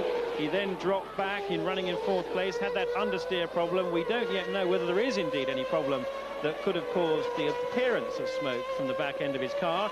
What we do know is that he missed the pit entry lane coming in. For some reason, it looked as if he went to come up into the pit lane and then decided that, in fact, he wouldn't. And then, or that perhaps he hadn't intended to in the first place, that he did brake too late, missed the track and found himself going up the pit lane. But instead of actually going on and making a pit stop, then wanted to go back out on the circuit and then was allowed to do so and directed to do so by the marshal. But either way, that's put him right back in 11th place now, and he's got a lot of cars ahead of him, and this is a major blow to any chances he may have of winning this race here, and indeed maybe even getting in the top three, because these McLarens really are very impressive. Yes, they've got another pit stop to go, or they've yet to pit, whereas Schumacher has, and that's one of the Benettons that spun. I can't see who it is at the moment. It's Berger. It's Gerhard Berger. Onto the grass, loses traction there, of course, and it's at the bus stop. A lot of people were going off there yesterday and the day before. It's very slippery on that right-hander where you enter. But with the two McLarens yet to stop, let's remind ourselves that they have not won, the McLaren team, a race since 1993 when Ayrton Senna won in Australia. Alesi goes round in fifth position, and Michael Schumacher's lap time is slower than that of Häkkinen ahead of him. And the reason is that Mika Häkkinen is now putting on the pressure, and he's starting to close on his teammate David Coulthard, who leads the Belgian Grand Prix. Of course, both McLarens now are lighter than the cars around them. They're going to be stopping, I am convinced, in the next 3 laps. So they're lighter. We know that tyre wear is not particularly high here. We know the tyres don't degrade. They don't go off on performance. So Häkkinen's car should be pretty good. But it also means that McLaren's early form at the start of this race was impressive, because they would have been running a heavier fuel load than, I think we can assume, than the Williams cars, a heavier fuel load than Schumacher. But another person who's done well. Now here's, so we can look at Berger's. Yeah, we're with Berger through the left-hand side. Those plastic bollards, it's amazing they've lasted as long as they have. And then by goes Eddie Irvine, then Martin Brundle. But look at Mika Sarlo there. Now, Mika Sarlo is actually in 6th place, and out of all the pit stops, the safety car, he's really come out of it very well indeed, and qualified pretty well for him. And Tyrrell will be very, very pleased indeed with that. Well, Michael Schumacher looking for the lead. And Jacques Villeneuve, you could say effectively in 2nd position, because Villeneuve is only 4 seconds behind race leader David Coulthard, who's got to come in at some point for fuel and new tyres. Then Schumacher should go up into the lead. Then Villeneuve should go up into 2nd place. Alesi into 3rd position. And hats off to Mika Sarlo, who is 6th. He's had a pretty awful season with the Tyrrell Yamaha team. They've had an awful lot of engine problems. And there is Villeneuve. Now look ahead and you'll see Schumacher. There he is. Now Villeneuve is closing up on the Ferrari, but with a very equal performance between the two cars, it's going to be very difficult indeed. Now this is Damon Hill. and he is 9th, and he's going for 8th position to pass Martin Brundle. This is Les Combes, this is the highest part of the circuit. The gold car in front is Martin Brundle's Jordan, the man who finished 3rd in the Ligier last year. Damon Hill pushing. He's not even in the points, you see. He's only in 9th position at the moment. He's got to pass Brundle, he's got to pass Irvine, and he's got to pass Mika Salo to get up into 6th position. Only 1 point for 6th position. Jacques Villeneuve at the present moment, 2nd in the World Championship, is 4th, and he's on 3 World Championship points if he stays where he is. But I don't think the positions are going to be the same at the end of the race as they are now, as Hill still challenges Martin Brundle. Now, Jacques Villeneuve's last lap was a 1 minute 55.2. Hill's last lap was a 1 minute 57.3. Therefore, we can see that Hill is being held up, certainly by a second or two. Maybe he wouldn't be quite as fast as Villeneuve, but the key thing is he's lapping over 2 seconds a lap slower than Jacques Villeneuve, and he's undoubtedly being held up by Martin Brundle. He'll be held up by Eddie Irvine as well. But those drivers are just getting on with their race, and you can bet that neither of them are going to make it easy in any way at all for Damon Hill to go by. They are not going to be looking after anybody but themselves, and quite rightly so too. Indeed not. So, the bus stop. Coulthard has already been through. He's done 21 laps now. He's done 21 laps now, as has Mika Häkkinen and Michael Schumacher, but they're going to come in. There's going to be a lead change, and Martin Brundle, with that tremendously powerful Peugeot V10 behind him, is going to show us how the Renault engine compares with the Peugeot as they climb up to Kemmel. This is real power. And a big twitch from Damon Hill going through Eau Rouge there. He would really been applying on the pressure to try and close that gap, to try and close in on Martin Brundle going up this long straight. But it wasn't successful. He was not close enough, but that would have been a big moment for Damon Hill, but that's what he had to do. Now he's got to build it all up, all the way around again. As we said, that Peugeot engine is every bit as powerful, it seems, as the Renault. It may not have quite the torque lower down. It may not pull as well lower down out of the corners, but certainly it's going to be a very tough one for him to get by. Now, Hill has really got to make sure that next time round... Now, let's have a look. Here it was. There, that big twitch.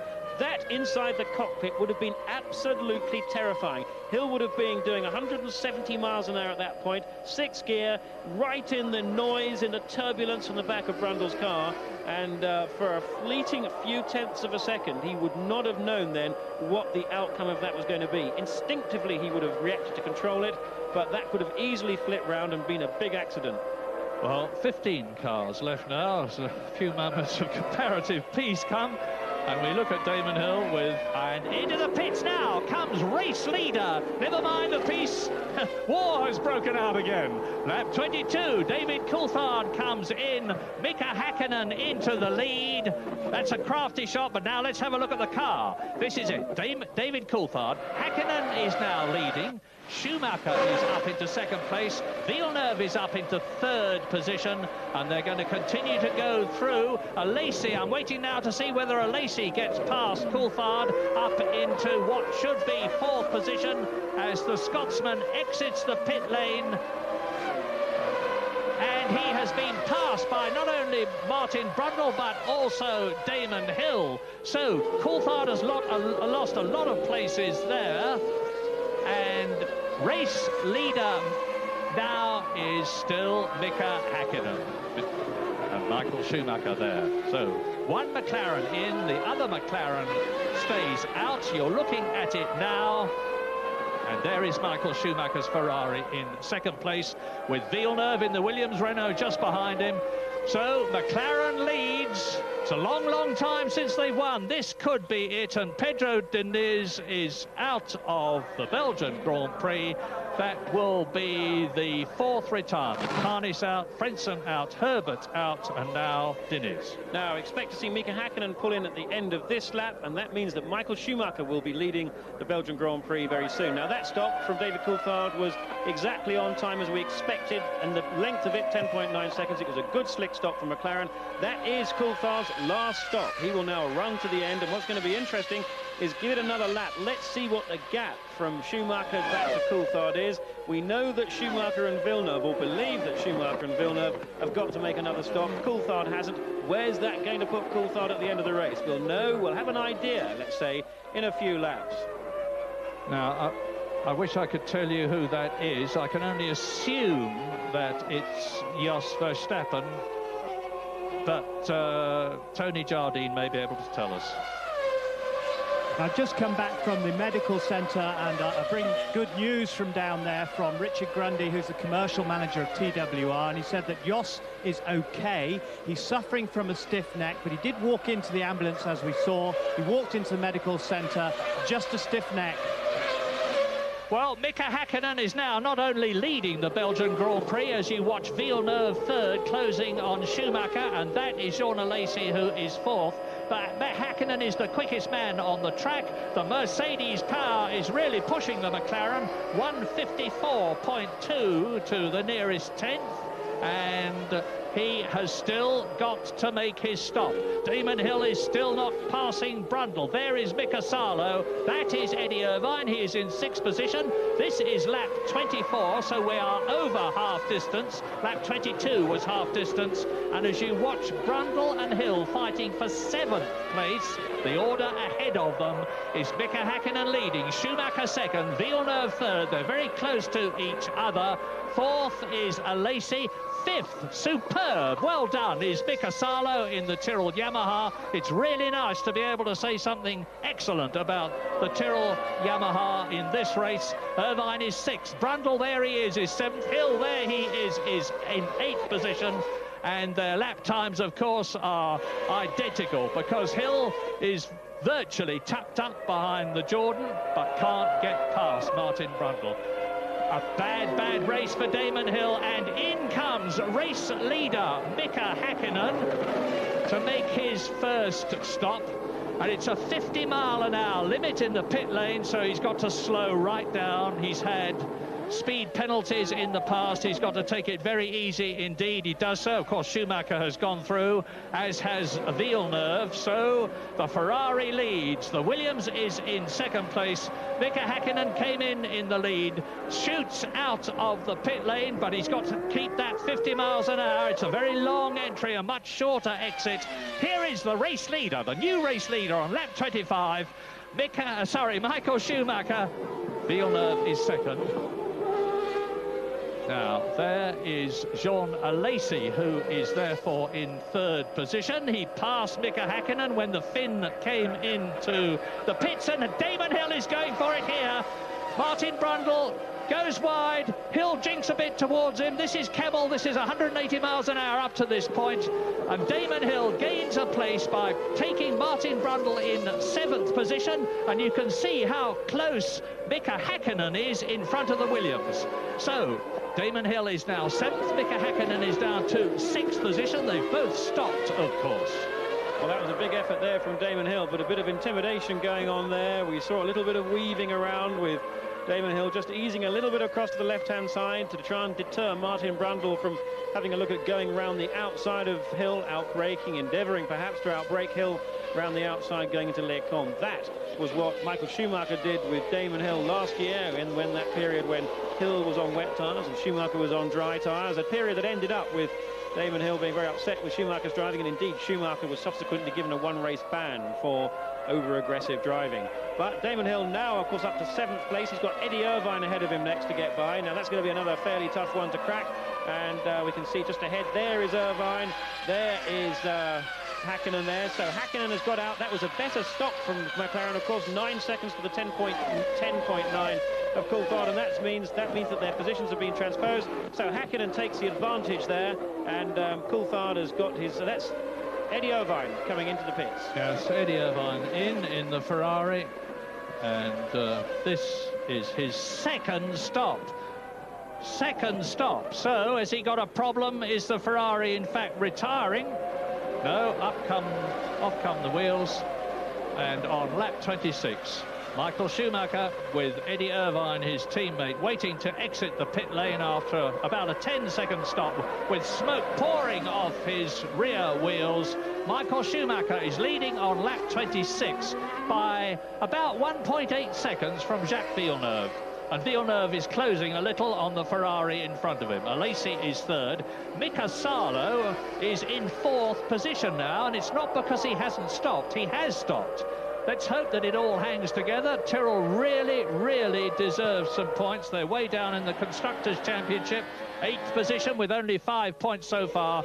This is Michael Schumacher. The last Grand Prix he won, the 20th in his career, was in Spain in very different circumstances, of course. At Barcelona, it was absolutely sopping wet, and Schumacher demonstrated his supreme skill.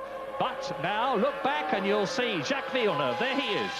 Right, we're just beyond half distance now, so let's just review where we're up to in terms of these pit stops. Eddie Irvine has just made his second stop. It was a long stop, 9.8 seconds. It was the second of 2, so he's finished his pit stops as far as I'm concerned. The reason that it was long is because he stopped for his second fuel stop a few laps, in fact 4 laps earlier than the 2/3 distance. Now, looking from the top, Schumacher, he's leading. He has got another pit stop to go, and I would expect that to be round about lap 30. They're on lap 27 at the moment. Villeneuve also will have another stop to go. And these again, I would think, round about lap 30 would be the kind of time, maybe a little earlier, in fact, because they did stop for the first pit stop slightly earlier as a result of the pace car or the safety car precipitating it. Lacey has another pit stop to go. Sarlo the same, but Hakkinen in 5th place. Now, this is the interesting one, because Hakkinen has completed his pit stops, no more to go for him. He's 23 seconds behind Michael Schumacher, so it looks like it's going to be close. Damon Hill, 24 seconds behind Schumacher in 6th place. He's got another stop to go, as have Brundle. But in 8th place, we come to Coulthard, as he again has got no more to go. Just one stop routine for McLaren, and that is unique. Now, let's think a little about the World Championship as we watch the man who's leading it, Damon Hill. When this race started, he was 17 points ahead of Jacques Villeneuve. At the moment, 2nd place, Villeneuve is on 6 World Championship points. Hill there is on 1. So Villeneuve at the moment is closing the gap from 17 points for the lead. Damon Hill down to 12. And there is Hill, and we're on lap 27. Michael Schumacher leads. Villeneuve is 2nd, and Lacey is 3rd, and Damon Hill now is he catching Mika Hakkinen? Well, you can see how close it is on the track. It's only just over 1 second between the Williams-Renault there of World Championship leader Damon Hill and Mika Hakkinen, who joined the McLaren team in 1993, out-qualified Ayrton Senna for his first race in Portugal, which really woke Ayrton up. But since then, Mika has not had the best of McLarens in 94 and 95, and to a lesser extent in 96, but he never ever gives up. And you're watching now Mika Salo, who is ahead of Hakkinen. There is Hakkinen, there is Hill. So you're watching the battle, 4th, 5th and 6th. Salo, Hakkinen in the red and white McLaren, Damon Hill, and they're now on their 28th lap. And this is bad news for Damon Hill, because following Mika Hakkinen, the McLaren with its Mercedes-Benz engine is fast on the straight, and it's going to be very difficult indeed for Hill to get by Hakkinen. On the other hand, the car is heavy, and by the car I mean Hakkinen's car. He's going to need to try and do to Hakkinen what he did to Brundle. But if Damon Hill can't do that, he may be relegated to following Hakkinen for a very long time. In fact, until he's due to come in for his 2nd fuel stop. Now, I would expect a refueling stop to take something like an 11-second loss, maybe between, sorry, I beg your pardon, an 18-second loss, somewhere between 18 and 20 seconds. Well, Salo now is holding Hakkinen and Hill up. Salo's last lap was 156.3. Mika Hakkinen's last lap was 155.5. And Damon Hill's was of the same order. But Salo is driving an absolutely this is a replay of them coming up to Les Combes, and Hakkinen dives out from behind the Tyrrell Yamaha, has a look, tries to get through on the inside. Oh, no, you do not, says his fellow Finn. These two have a hearty detestation of each other. They raced against each other in Formula 3 when Mika Hakkinen won the British Championship and Salo was 2nd to him. There's no love lost between them, and Hakkinen and Salo will know who's in the other car, of course. Now we're with Mika Salo's car now. Hopefully when he turns in, we'll be able to see how close Mika Hakkinen is behind him. It's just about a car length. But meantime, Villeneuve is pressuring Schumacher. He's just gone fast, is Jacques Villeneuve, 153.9. which is about 3 seconds off the lap record held by Alain Prost, 1993. Williams Renault, 3.5 litre engine. But there is Salo, Häkkinen, Hill, 4th, 5th, 6th. And Salo is 18 seconds behind Alesi, who is 3rd. Well, really, Salo should be easy meat for Häkkinen going up on the long straight now. They're going to be going around the hairpin at La Source very soon, but this is very, very impressive from Mika Salo. He is one of the names that people do bring forward. Who are going to be the next Schumachers, the next Hills? Well, Mika Salo is a name that's a firm, strong, justifiable candidate for that, and Tyrrell very wisely have signed their superstar for next year. His teammate is yet to be known. It may well not be Ukio Katayama. They've been very impressed with their teammate Collard, the Frenchman, and we may see that as making a very strong Tyrrell driver lineup. But Salo, well, it was inevitable that Häkkinen would get by, and that the Mercedes engine in that McLaren must have probably 50 horsepower more than the Yamaha engine. This is how it was done into Les Combes. Here we are. This time Häkkinen does come by, and Salo is not able to retaliate by coming around on the outside. So it's Damon Hill now who's got the same challenge. Let's see how he gets on. Well, we're getting up towards three-quarter distance. Lap 29 out of 44. Mika Häkkinen up into 4th place. There is the blue and white Tyrrell Yamaha of Mika Salo, with Damon Hill dogging its wheel tracks, and the leader, Michael Schumacher, with the fastest man on the track, Jacques Villeneuve, who is catching him, exits the bus stop to complete another lap. There was just over 1 second between them when they went through last time. It's down to 0.8 of a second now, but as we have said many, many times in the past, and will doubtless say many times in the future, catching is one thing, getting past is another, and Michael Schumacher is going to be no pushover from that point of view. Right, now let's start thinking second fuel stops now, because Schumacher, Villeneuve and Alesi must surely all come in the next few laps. Now, if Schumacher loses, say, 18 seconds for his second stop, that's going to leave him in 3rd place. Häkkinen is now 27 seconds behind behind Schumacher. But what Häkkinen has got now is a clear track ahead of him. He's not being held up by Salo, so we need to watch his lap times carefully. He is lapping in a 1:55.3. That was Häkkinen's last lap. Schumacher a 1:54.5. But Schumacher will, I'm sure, slow down. His times will go slow, and that's the Tyrrell there of Ukio Katayama coming in for his second stop. Katayama running back in 10th place. And Hill passes Mika Salo to go up into 5th position. But there's about 2 seconds between Hill, who is now 5th, and Häkkinen is now 4th.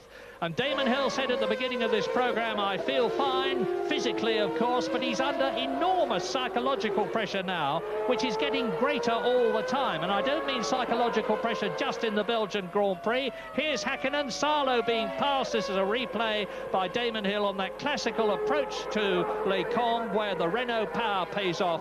But as I was saying, oh, here's another replay from Salo's car, and we should see Damon Hill coming through on the left. There he goes, and takes that position from the fin. But I was saying that Hill is under tremendous psychological pressure, and this is Michael Schumacher, race leader, in for his second stop. Villeneuve goes through into the lead again. Now, Michael Schumacher comes in, and the Benetton of Jean Alesi. Now, is Schumacher going to get out ahead of Mika Häkkinen, who is in 4th position? He was 27 seconds behind the Ferrari. He should do so quite easily, because although it's a long approach to the garage that he's just stopped at for his wheels and tyres, it's a quick exit. So Häkkinen has just gone past, and he's really motoring. Schumacher was building up to speed. I can't tell you whether he got past Schumacher. We'll see so soon, I hope. But that is the race leader again, and here is Mika Salo coming in now from 9th position. He lost a lot of places after Damon Hill had gone past him, and he was in that 9th place. This is his second stop. Out he goes, nice one. Only 7.6 seconds from stop to start, plus of course the usual time to get into the garage area, and then out of it again, and out goes, no, not out necessarily, Eddie Irvine, doing exactly what Damon Hill did, except that he's stopping there. Now, this is the 10th Ferrari retirement. No, and there's the telltale sign there, smoke out of the back of the Ferrari as he turned into that left-hander. let's see. Well, it looks like it may be transmission. I would think transmission is more likely at that point because he would have been coming down through the gears from 6th right down to 2nd gear. So the end of Eddie Irvine's race. Yes, and that is now 10 Ferrari retirements in the last 6 races. Eddie Irvine out of the race, and he's not really having at all a happy time. This is the 9th time that he's retired from a Grand Prix with Ferrari, and this is the 13th Grand Prix that he has started in. So let's watch now for Villeneuve and Hill. Both of them are due to come in for their second stops. Hill now down in 5th. Now Häkkinen is in 4th place now. Coulthard, of course, and Häkkinen have not got to stop again. They are now completed. Schumacher's completed his stops. We're going to have to wait for another lap or two until everybody has regained their proper order before we know exactly what the pecking order looks like. And I would expect Villeneuve really to be pushing now. He's already made that's Eddie Irvine walking in. He's already made the fastest lap of the race, 1:53.9 on lap 28. And Schumacher has got ahead of Mika Häkkinen, who is now down to 3rd position on lap 32. The order is Villeneuve leading, 1 stop. Schumacher is 2nd, 20 seconds behind him, 2 stops, so it's looking good for Schumacher, actually. Häkkinen is 3rd. Lacey is in 4th position. You watch Martin Brundle and Gerhard Berger exiting the pit lane. They came in 7th and 8th, and there is 2nd place Michael Schumacher, lap 32 in this 44-lap race, the climax for which I suspect is going to be absolutely terrific. Villeneuve has got another stop to make, we believe, and into the pits comes the Jordan of Rubens Barrichello. I would imagine to retire. He's already 2 laps behind. He's 14th out of 14. We've got a glimpse then of the Williams crew ready to go. Will they bring in Hill or Villeneuve first? Well, there's Eddie Irvine walking in.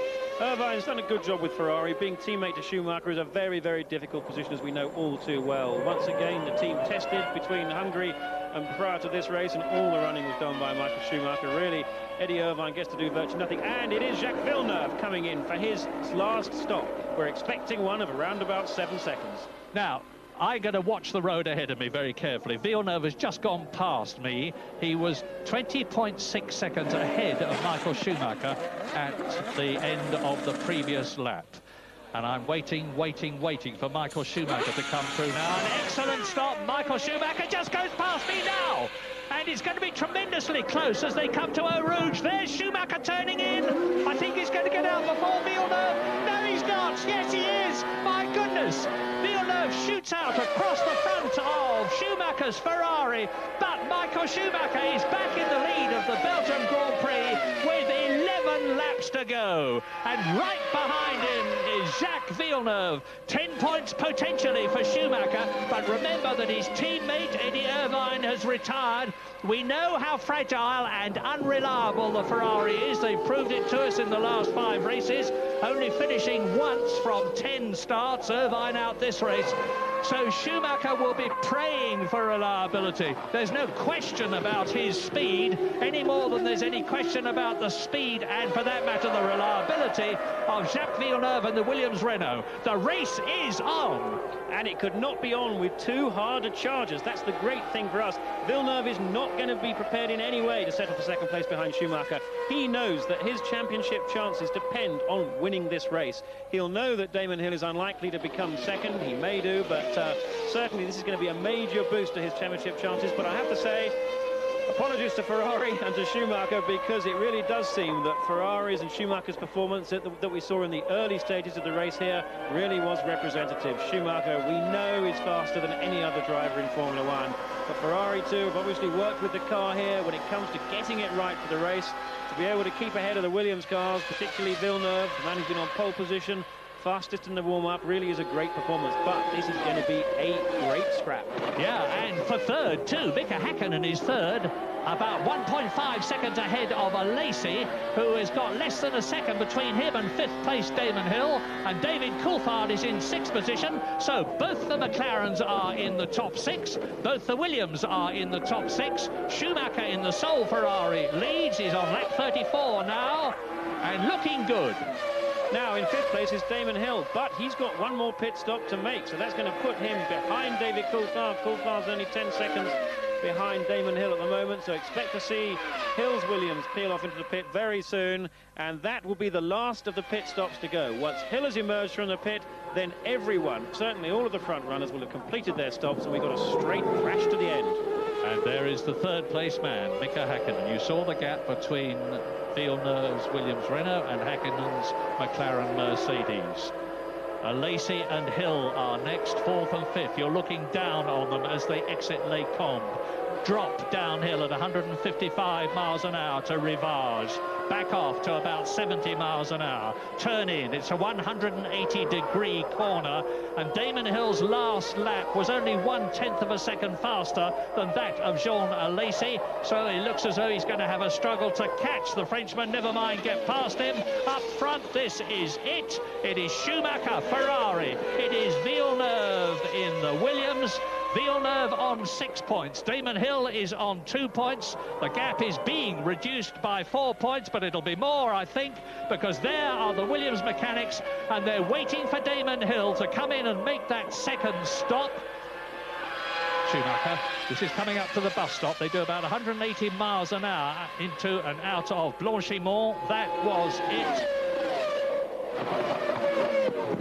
And the tyre coolers, I can tell you, are being taken off Damon Hill's tyres. He must be coming in, therefore, on this lap from just behind Jean Alesi as Villeneuve crowds right up. There is one of the tyres that's going on Damon Hill's car. And here is Damon Hill's car for that tyre to go on to.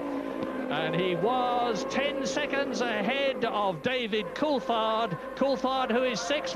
Hill has just gone past me. And as you watch Damon come into the pits, I see the McLaren go past me.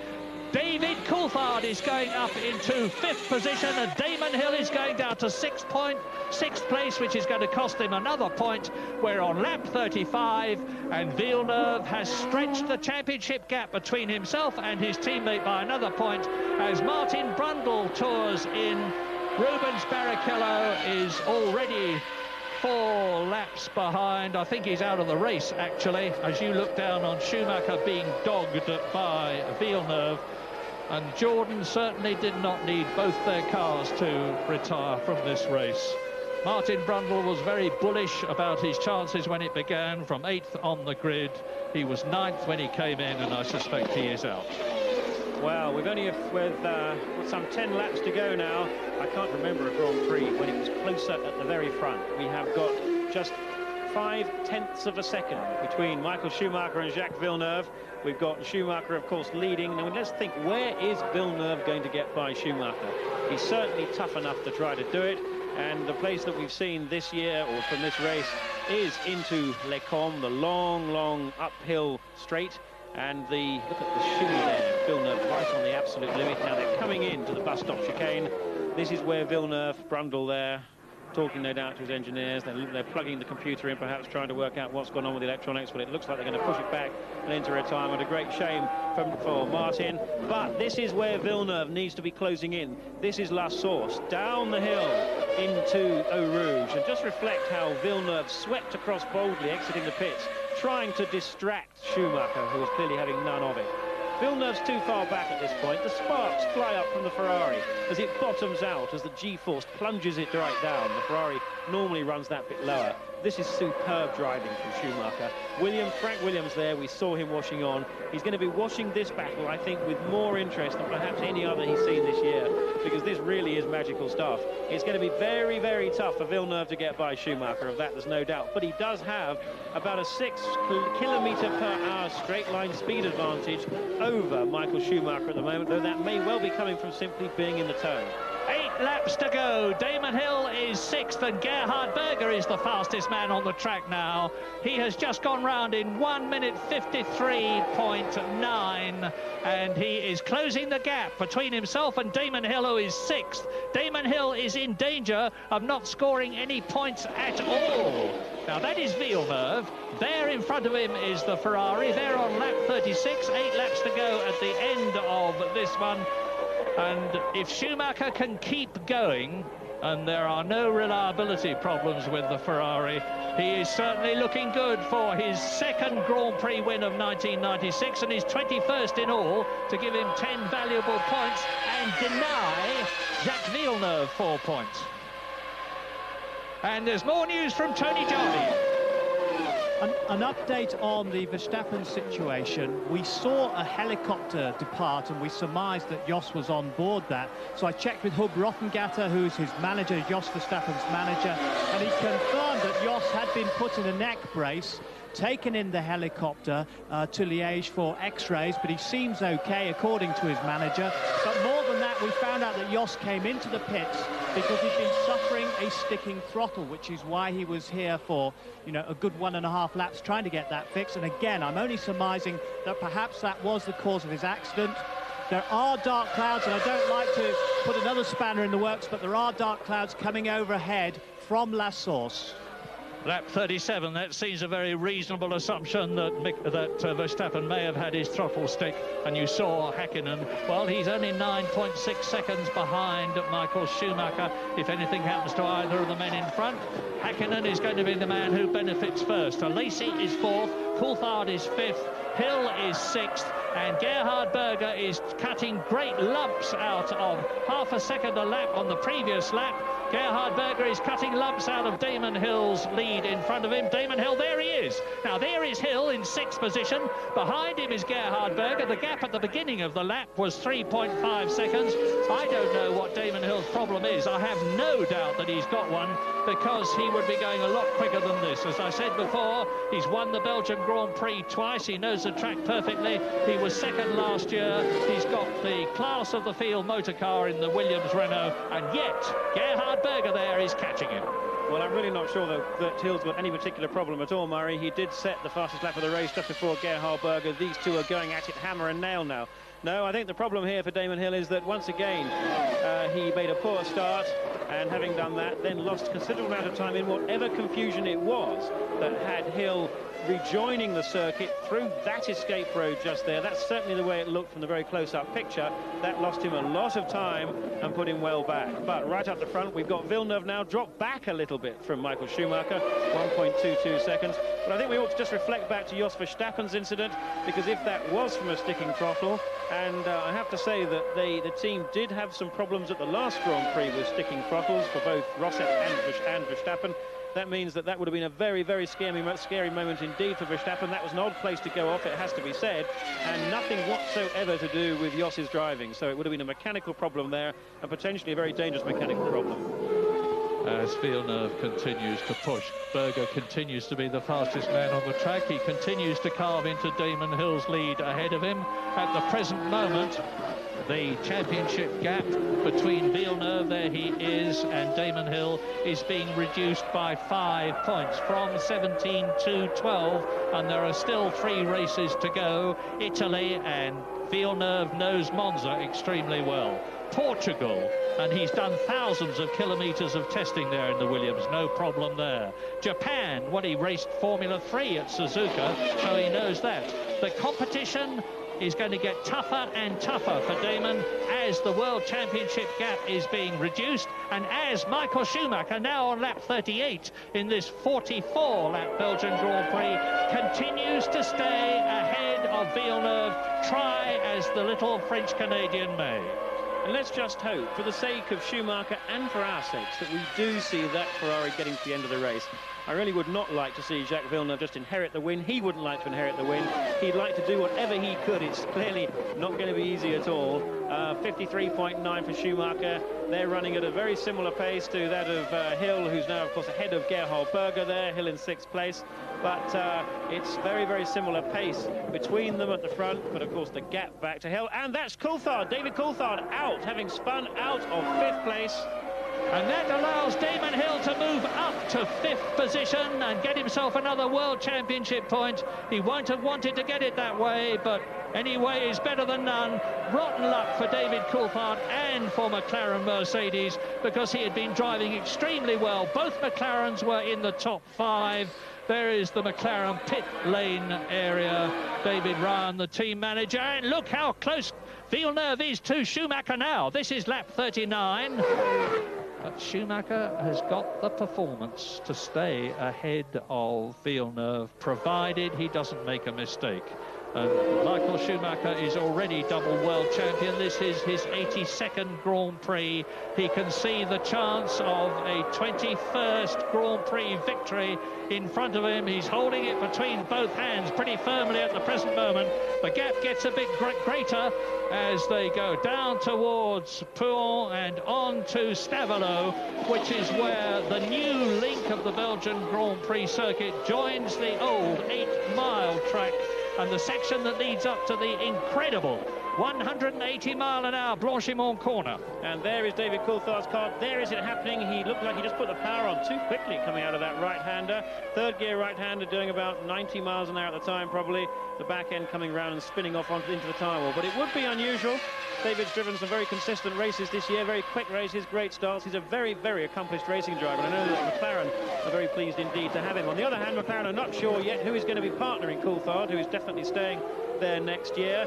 They're talking to Damon Hill. The stories have been about Hill moving to McLaren, although I'm not entirely sure there's a huge amount of substance in that. I suspect that as much as anything else, it could be the fact that McLaren want to try and put a bit of pressure on Mika Häkkinen. His manager is putting some big financial demands on for him too. And past Pedro Lamy on the approach to Eau Rouge go both race leader Michael Schumacher and the second place Jacques Villeneuve. Now the other places of the 11 runners from the 19 starters are Häkkinen is third, Lacey is fourth, Hill is up to fifth, Berger is in 6th position now. He's in the points. Both the Benettons are in the points. Salo is 7th out of the points, sadly. Katayama, his teammate, is 8th behind him. Ricardo Rosset is in 9th position. Pedro Lamy is in 10th position. They're all on the same lap. And there's just 10 runners now that Coulthard is out. Well, we just saw Jacques Villeneuve have a look at the inside of Michael Schumacher coming up into Les Combes. That's when they're doing 190 miles an hour. Villeneuve, I reckon, must be the most laid-back, coolest driver in Formula One. You would not think that this man was in his first year, and he's starting to now play a few little fun to his mind, but a little bit of psychological warfare with his championship adversary, Damon Hill. We're looking at him, and certainly the pressure is building within the Williams team, and Villeneuve seems to have his own driving style. He's working better with his engineers, he's working better with the team, he's fitting into the team better, I think. Better and better as the races go on, and that's a picture that is not going to be helpful for Damon Hill, for him to maintain his advantage on pace. And it's going to be interesting to see how the season develops, because the next Grand Prix at Monza is a track that Villeneuve knows. He knows Estoril, the penultimate one. What he doesn't know is Suzuka, but on the other hand, that's a fast circuit once again where I think he will go particularly well. So it's going to be a great championship chase for us to look on, I'm quite sure. As are the final laps here at Spa-Francorchamps. We've talked about it being the world's finest Grand Prix circuit. You can see one of the reasons now as Michael Schumacher bears down on Eau Rouge. Down and now up over the crest. You can't see over that as you approach it, but you need all the momentum you can to maintain speed up to Kemmel and the right-left at Les Combes, and Schumacher held it. You can see the way he cants his head over to the right to try to keep the air passage to the air box behind and above his helmet as clear as possible and enable the V10 engine to breathe as deeply as it can. Now we're with Villeneuve. We're on lap 41. It's a 44-lap race. This is the battle for the lead. Häkkinen is 12 seconds behind them, so it's Ferrari, Williams, McLaren. Lacey is 15 seconds behind, so that makes a 4th constructor in the top 4. Benetton. Damon Hill is 5th, only on 2 points. Berger in the 2nd Benetton is in 6th position. Now at the moment, Damon Hill is actually lapping with Gerhard Berger faster than anybody, though. Berger's last lap was a 53.3, Hill's 53.4, whilst Michael Schumacher's was a 54.0, and Jacques Villeneuve a 54.6. And what does that tell us? It tells us that Michael Schumacher is holding Jacques Villeneuve up. We could surmise that anyway, but nevertheless, that's entirely valid. That's exactly what he should be doing, although it looks like Villeneuve's dropped back some way there. We'll see what the gap looks like when it comes round again. But nevertheless, one would expect Villeneuve to be able to match Hill's pace from the way the weekend panned out so far. So if he can find a way by somehow, and if the cars maintain their reliability, then I think we'll see him ease away. 3 laps to go at the end of this one, which is just finishing, and actually Villeneuve's last lap was 0.6 of a second slower than that of Michael Schumacher, which would account for the increase in the gap, and he is now over 2 seconds behind the Ferrari. So either Michael Schumacher has had some reserves and is now releasing them, or Villeneuve has got some sort of a problem. Maybe his tyres are going off. Now the Goodyear compound is the C compound. That is the second softest out of the range of 4 tyres that they make from A, B, C, D. And you could see on a lot of the corners there's an enormous amount of rubber crumb. If you run wide on that, you go off very quickly indeed. Schumacher's on the racing line. That is Häkkinen. Berger is still the fastest man on the track. He has just gone round in 1 minute 53.26. Quickest lap of all, 6th position. He's closing the gap to Damon Hill ahead of him. It's only 1.8 seconds now. The battle is on again between Hill and Berger. We're on lap 42. Schumacher leads. Villeneuve is second. There is the French-Canadian. Behind him is Mika Häkkinen, but Villeneuve is perfectly safe for second position, provided he can keep running at the sort of speed he's at now, because Häkkinen was over 13 seconds behind him. Now, this is Gerhard Berger, and that is Damon Hill in front. This is the battle for 5th position on lap 42. Only 2 laps to go at the end of this one. The longest Grand Prix circuit of them all, the most spectacular in terms of driver challenge, and Damon Hill is now fighting for that 5th position. He should be all right, I think, because Berger has got to take an awful lot out of that gap between them to enable him to close up in the last 2 laps, which they're coming up now, and then Damon can still make it very hard to get past. No, so now Rosset is about to be lapped. He's in 9th position in the Arrows. The highest he's ever finished is 8th. Ricardo Rosset from Brazil is about to be lapped by the man that we're riding with, Michael Schumacher, Ferrari, over the coast. Now, the power difference between the Hart V8 in the Arrows and the Ferrari V10 is that. Straight past Rosset goes Schumacher. Villeneuve should do the same thing, but it doesn't look to me as though he's going to. He may be held up by Rosset as they go through Lake Com, but this is it, right and left. And Michael Schumacher is now on his 43rd lap. He's only got 1 lap to go after this one. He's got about 6 miles between him and his 2nd Grand Prix victory of the year. Some people would say, and I think unfairly, his first real Grand Prix circuit win for Ferrari.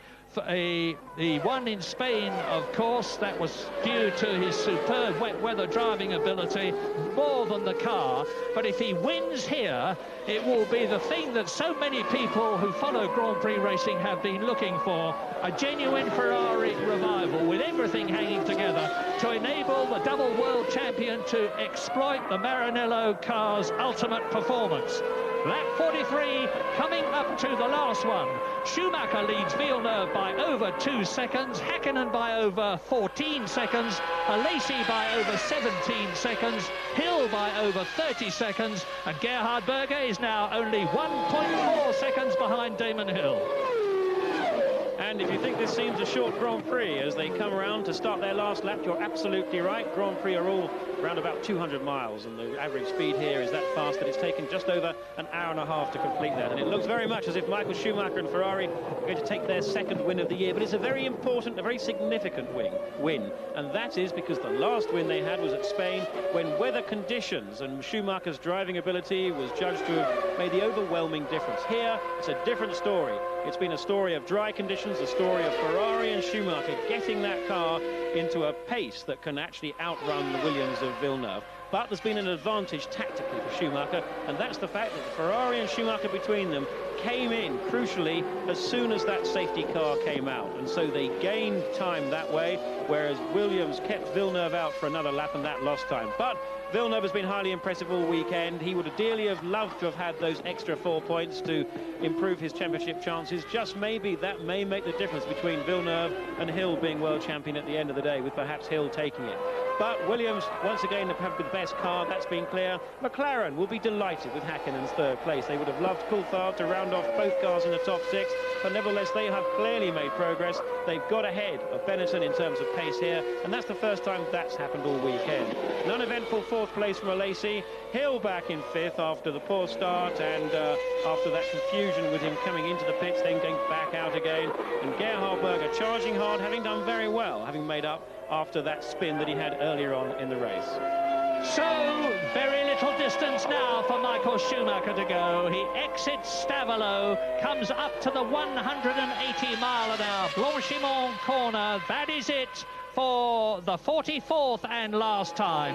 Into the bus stop for the last time.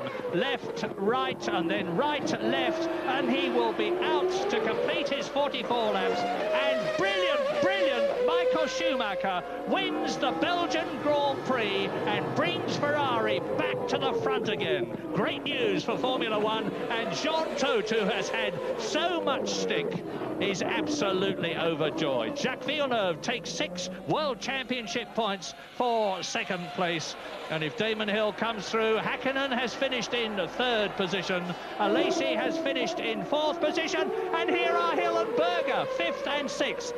Gerhard Berger is going just to fail to take that 5th position away from Damon Hill, and the World Championship gap between Villeneuve and Hill has been closed by 4 points to 13 points, with 30 points still to be won in Italy, Portugal and Japan. 10 potential points for each of them, and the Ferrari mechanics, who've had such an awful time at Grand Prix for so long, since Canada, in France, in Britain, in Germany and in Hungary, and to some extent in Belgium because of the retirement of Eddie Irvine, see all their hard work rewarded by this man, Michael Schumacher, winner for the 2nd time this year, the 21st time in his career. 2 wins for Ferrari, 19 wins for Benetton. He is alleged to earn, with all his sponsorships, something like $40 million a year, and he's worth every cent of it. Exactly, and I'm sure that's exactly what Ferrari think at that very time. And we saw a rueful-looking Frank Williams looking on there. Frank will be extremely disappointed not to have won this race. He will recognise that it's been the brilliance of Michael Schumacher in the cockpit that's made the biggest single difference here today. But again, I do think that the move by Ferrari and Schumacher, we don't know who it was, of bringing Schumacher, or a Schumacher coming in as soon as that safety car came out, really was pretty instrumental, because a lot of time was lost by Villeneuve as they went round slowly, meanwhile slowly following that safety car. Meanwhile, of course, Schumacher had his fuel back in and was then out again, and we saw that reflected on the fact that he was running in 3rd place again behind the 2 McLarens, even whilst the safety car was still in its early stages of going around. But further back, McLaren have got very good reason to be pleased indeed. This is quite a turning point, I think, for McLaren, on a circuit that demands aerodynamic efficiency. They've certainly picked up in that area. We know that the Mercedes engine is one of the most powerful out there, and for McLaren to have moved ahead in terms of pace, certainly in the race here today, of Benetton, will be very, very gratifying for them. Jean Alesi seems strangely off the pace this weekend. He really hasn't got to grips with this place in the way that Gerhard Berger has, and indeed it seems that Berger really has come on better in the last few Grand Prix than Alesi. Both drivers, I'm sure, are going to be remaining at Benetton next year, but at Williams, of course, the big question there is who's going to join Jacques Villeneuve, because we know that Villeneuve's staying on next year at Williams. We know that Damon Hill and his manager are seeking a fairly major hike in his salary. We'll have to see what happens there.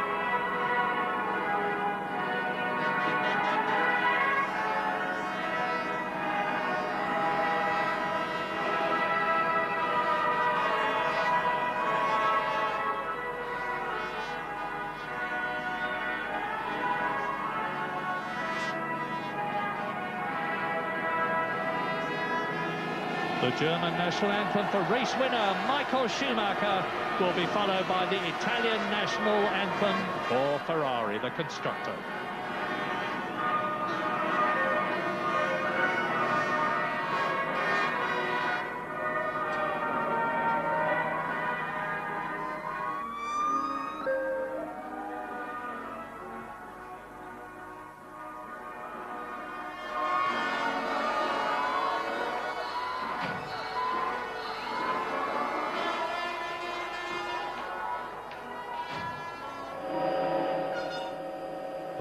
I have been caught out by the national anthem of Italy in the past. It goes on for a very long time, and it was cut short a bit there. But Schumacher gets his winning trophy from Monsieur Jean-Pierre Graff, who, as you see, is the Belgian Minister of Sports. And it was a little subdued, Schumacher, but and that's Jean Todt. They richly deserve the mutual embrace, because Schumacher has given Ferrari back its respect, and Jean Todt, who has had such a very difficult time at Ferrari since he joined them from Peugeot, to get them back into a race-winning team, has done a superb job. I think Michael Johnson is going to be presenting one of the cups. We will soon see. Well, he's just given it to Jean Todt. We saw the cup, we didn't see Johnson. Jacques Villeneuve gets his trophy for second position. Mika Häkkinen gets his for third. As a matter of interest, the championship points gap between Villeneuve and Hill is equivalent to Villeneuve winning and Hill finishing second. But Hill finishes fifth to get 2 World Championship points, and he won't be at all happy with that. Not at all. And Jean Todt is one of the most undemonstrative, unemotional people in Formula One, and so looking at his complete exuberance there gives you some idea of just how thrilled Todt is to have won here for Ferrari with Schumacher. He was behind the decision to have Schumacher in the team, and he's had a lot of pressure. Of course, things have not gone well for Ferrari, there's no doubt about it, but this time, as we hoped, the Ferrari did remain reliable, and a normally quiet, serious Jean Todt has emerged into a different character, and it's wonderful to see. And the World Championship is indeed wide open then, with Villeneuve now that reduced gap between himself and Damon Hill, and those 3 championship races still to go, at all of which Jacques Villeneuve knows the circuit. He didn't know Hungary, and he won. He didn't know Belgium, but he started from pole position and finishes second. So how is he going to go when he gets to Monza, when he gets to Estoril, when he gets to Suzuka? The answer is extremely well indeed, and Williams' reliability in speed is never in question. The fastest lap in the race, incidentally, was put up by Gerhard Berger on lap 42, just a whisker over 1 minute and 53 seconds, 1:53.067 to be exact, and that is a couple of seconds outside the 1993 lap record put up by Alain Prost in a larger engined Williams Renault. Indeed, and that's going to be particularly gratifying, not just to Berger, but to Benetton too, because Hill was not being held up. Hill was going for it as hard as he possibly could. He was 10 seconds behind Alesi. So Berger there just demonstrating that the combination of Berger and Benetton today was as quick as the combination of Hill and Williams, and that's the first time that that's happened all year. So the Grand Prix season is actually getting better and better and closer and closer. There were people who were thinking it was going to be a cakewalk for Williams and their Renault engine for the rest of the season. That is clearly not the case. They have been beaten fair and square by Ferrari, who certainly, as far as Schumacher was concerned, have overcome their reliability problems. Reliability problems that were caused earlier in the season to a great extent by the fact that they're running a V10 engine instead of a V12, and the vibration characteristics are totally different, and it wasn't so much that the engine was breaking as that things around it were probably breaking.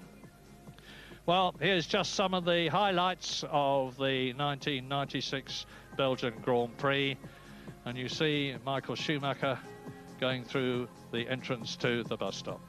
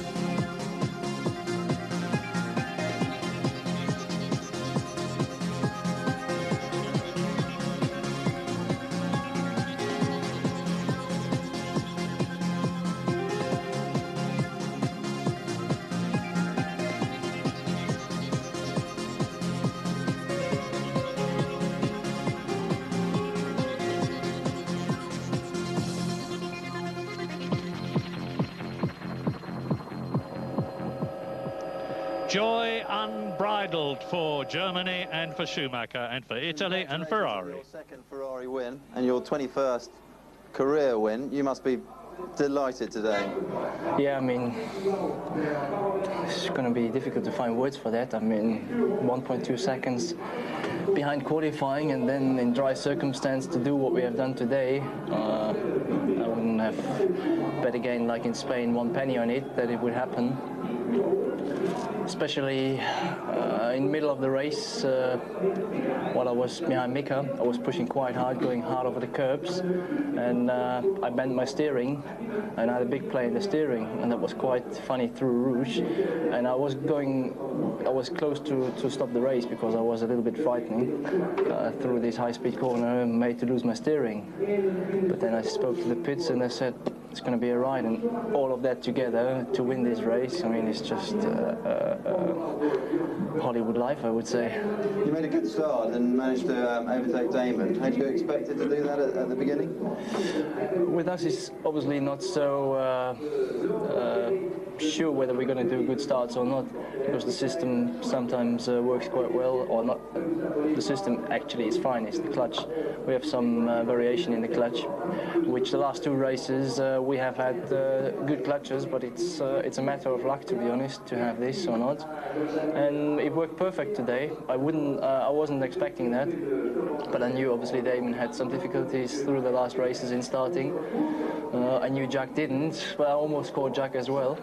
But obviously on the outside it's difficult to pass by in the first corner, so I had to pull back. Now when the safety car came out, you were very clever and made a pit stop immediately. What was the decision behind that? Did you hear from the pits, or was it your decision to go in? No, to be honest, it was the decision of the fuel tank, because that would have been empty if I would continue it for another lap.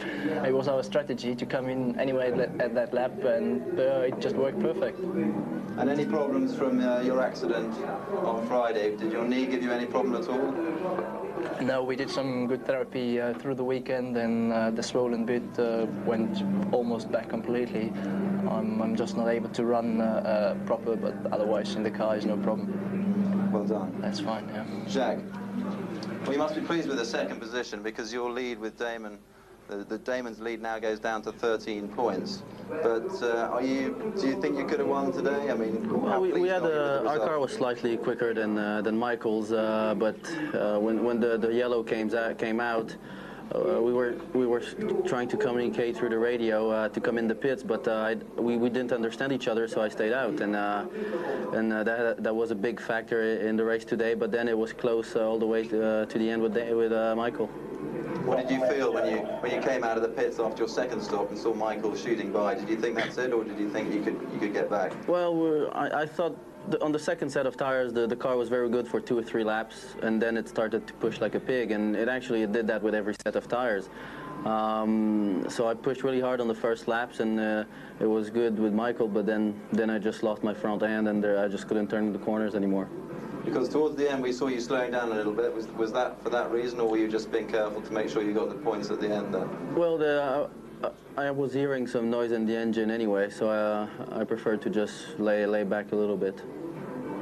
Mika, we last saw you in Silverstone when you were third, and you were second here in '94. You seem to have had a good hard race today. Yeah, I don't want this to become a habit to be third, but I'm very pleased indeed. Yeah, I think it went really well end of the day. Starting from 6 and coming third was absolutely more what I expected, to be honest. You had quite a hard fight in the middle of the race with Mika Salo. How did that go? Yeah, it was a bit strange because he didn't really give me the room. Even it was pretty clear I was quicker than him, but I guess he didn't see me, and things like that happens in a race. Are you feeling more confident now with the car? Towards the end of the season, can we expect some more good results from you? Yeah, definitely. We can expect more for the last 3 races. Michael, we next go to Monza, and you've achieved your aim of 2 wins this season. What can we expect in 2 weeks' time? It's a difficult question, to be honest. I mean, it depends pretty much the race circuit, whether the car works well or not so good. It's competitive or not. But on the other side, as you saw here, I mean, in qualifying we have been quite far off the pace, and in the race I wouldn't say we have been quicker, but we at least have been close to the Williams, closer than in qualifying. So going to Monza, we have done serious testing over there, obviously. The car, to be honest, feels quite well. Whether it's enough or not, we obviously have to wait till those guys come, and then we will see whether it is or not. Thank you. Now, can we have some thoughts on the... Well, as usual, a very realistic and pragmatic Michael Schumacher. But this has been a fine Grand Prix and a fine result for Formula One, because, Jonathan, Formula One really needs Ferrari. Absolutely, yes, and it really did look as if the only way that Ferrari were going to win a Grand Prix this year was when Schumacher's flair in the wet, as we saw at Spain, was going to do it. But here we've seen that's not the case. I really wouldn't have put, and I don't think many people would have put much money on Schumacher winning here. This fast sweeping circuit demands a car with good aerodynamics, and we know that's not the Ferrari's strongest point. But I think what we have seen is, once again, Schumacher, as he did last year, just get everything right, not just in the cockpit driving, but also in terms of the strategy. He lucked into it to an extent here.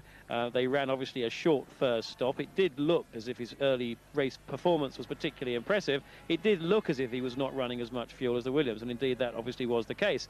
But having said that, he still managed to put in performances that kept him in front in the later part of the race, once the fuel stops were done, when the amount of fuel did not come into it. Villeneuve was obviously the quicker driver, or he was not the quicker driver. The Villeneuve-Williams combination was the quicker combination, but as we've seen so often, even on a circuit like this, in which overtaking is possible, if not easy, if you can get ahead, as Schumacher did on those pit stops with that early first stop that he was fortunate to make with us when the safety car came out, it was that move that really determined the fact that Schumacher was going to win, given the fact that both guys are very good indeed. Well, great race for Villeneuve, not so great for Damon Hill. He's with Tony Jardine. Let's see what he thinks. Damon, you're just assessing the situation. You've just got out of the car. You actually finished in 5th place. What was your story of the race? Well, I didn't get a good start. I got off the line okay, and then I got towed past by Coulthard, but the car was really, I don't know, we should have done a lot better than we did, I think, in the race. But the pit stop was the crucial thing. I came up the pit lane and there was a safety car on the track, and I got the signal to come in. And then I got a signal to stay out.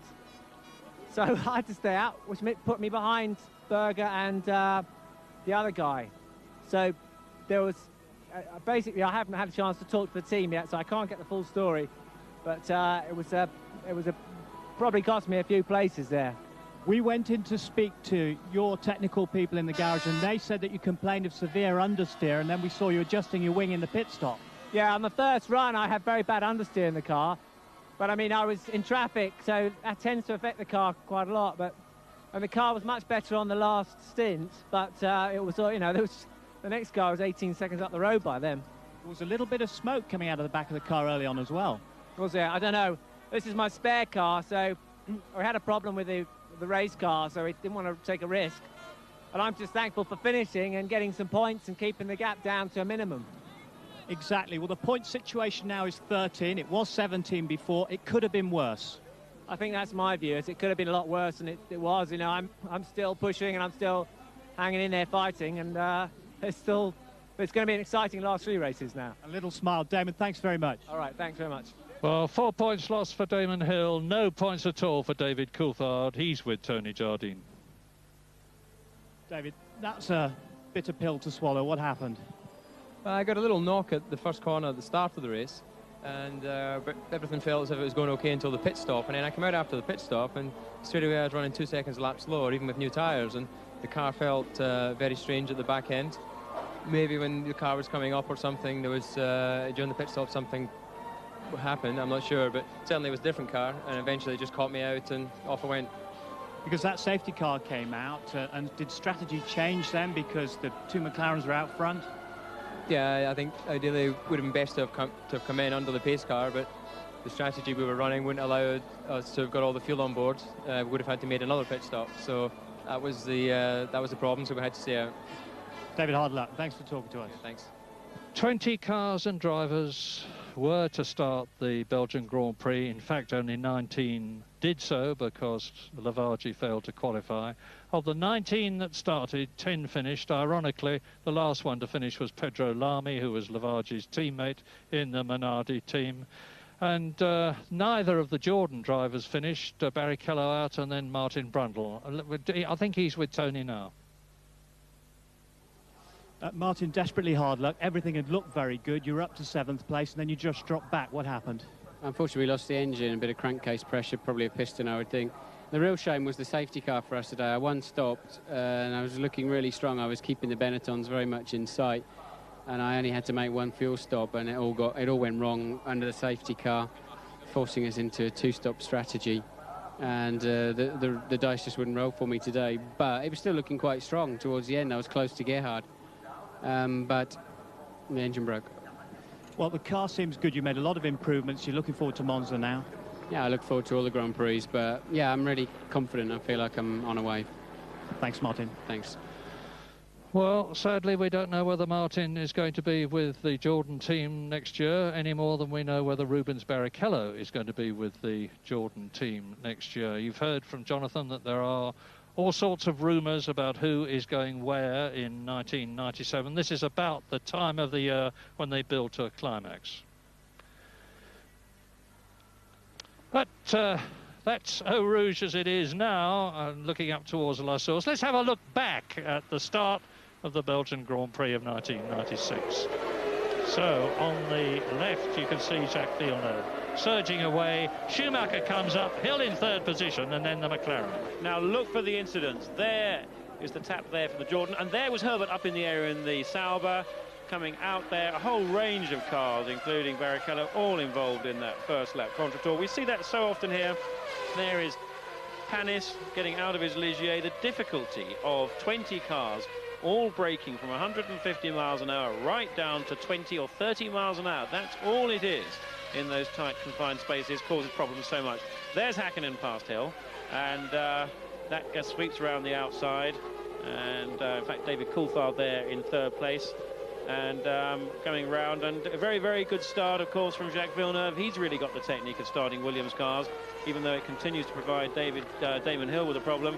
But of course, Hill was on that outer side. That left-hand side of the track was a little bit damper, a little bit of water streaking across, and that, there's no doubt, would have been a bit of a handicap. But having said that, David Coulthard was on the same side, and he's now up there in 3rd place. One thing that went totally wrong in Belgium today, I'm delighted to say, is the weather forecast. We were expecting driving rain, even thunderstorms. It started off damp, it progressively got drier and drier and hotter. In fact, the temperature now, as I'm talking to you, is just under 25 degrees. When the race started, it was 21 degrees. So, as Olivier Panis walks in, and he only got as far as La Source on the first lap, we know that the heat must have had some effect on the cars and drivers.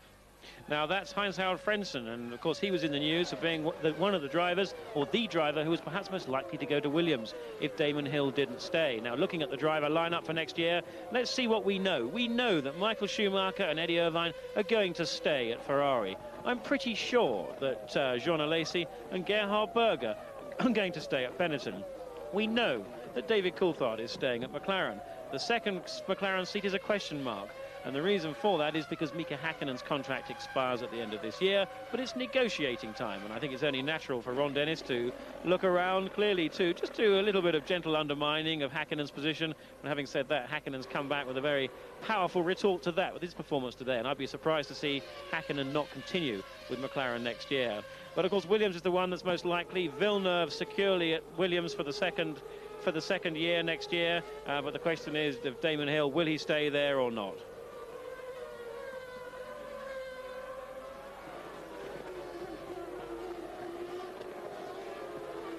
So the Belgian Grand Prix won by Michael Schumacher and Ferrari. They are back. Villeneuve underlines his class in his first year of Grand Prix racing, and Mika Häkkinen and McLaren have done a superb job. So there we are, they're on the podium. They're three very happy men with three happy and different constructors behind them: Ferrari, Williams and McLaren.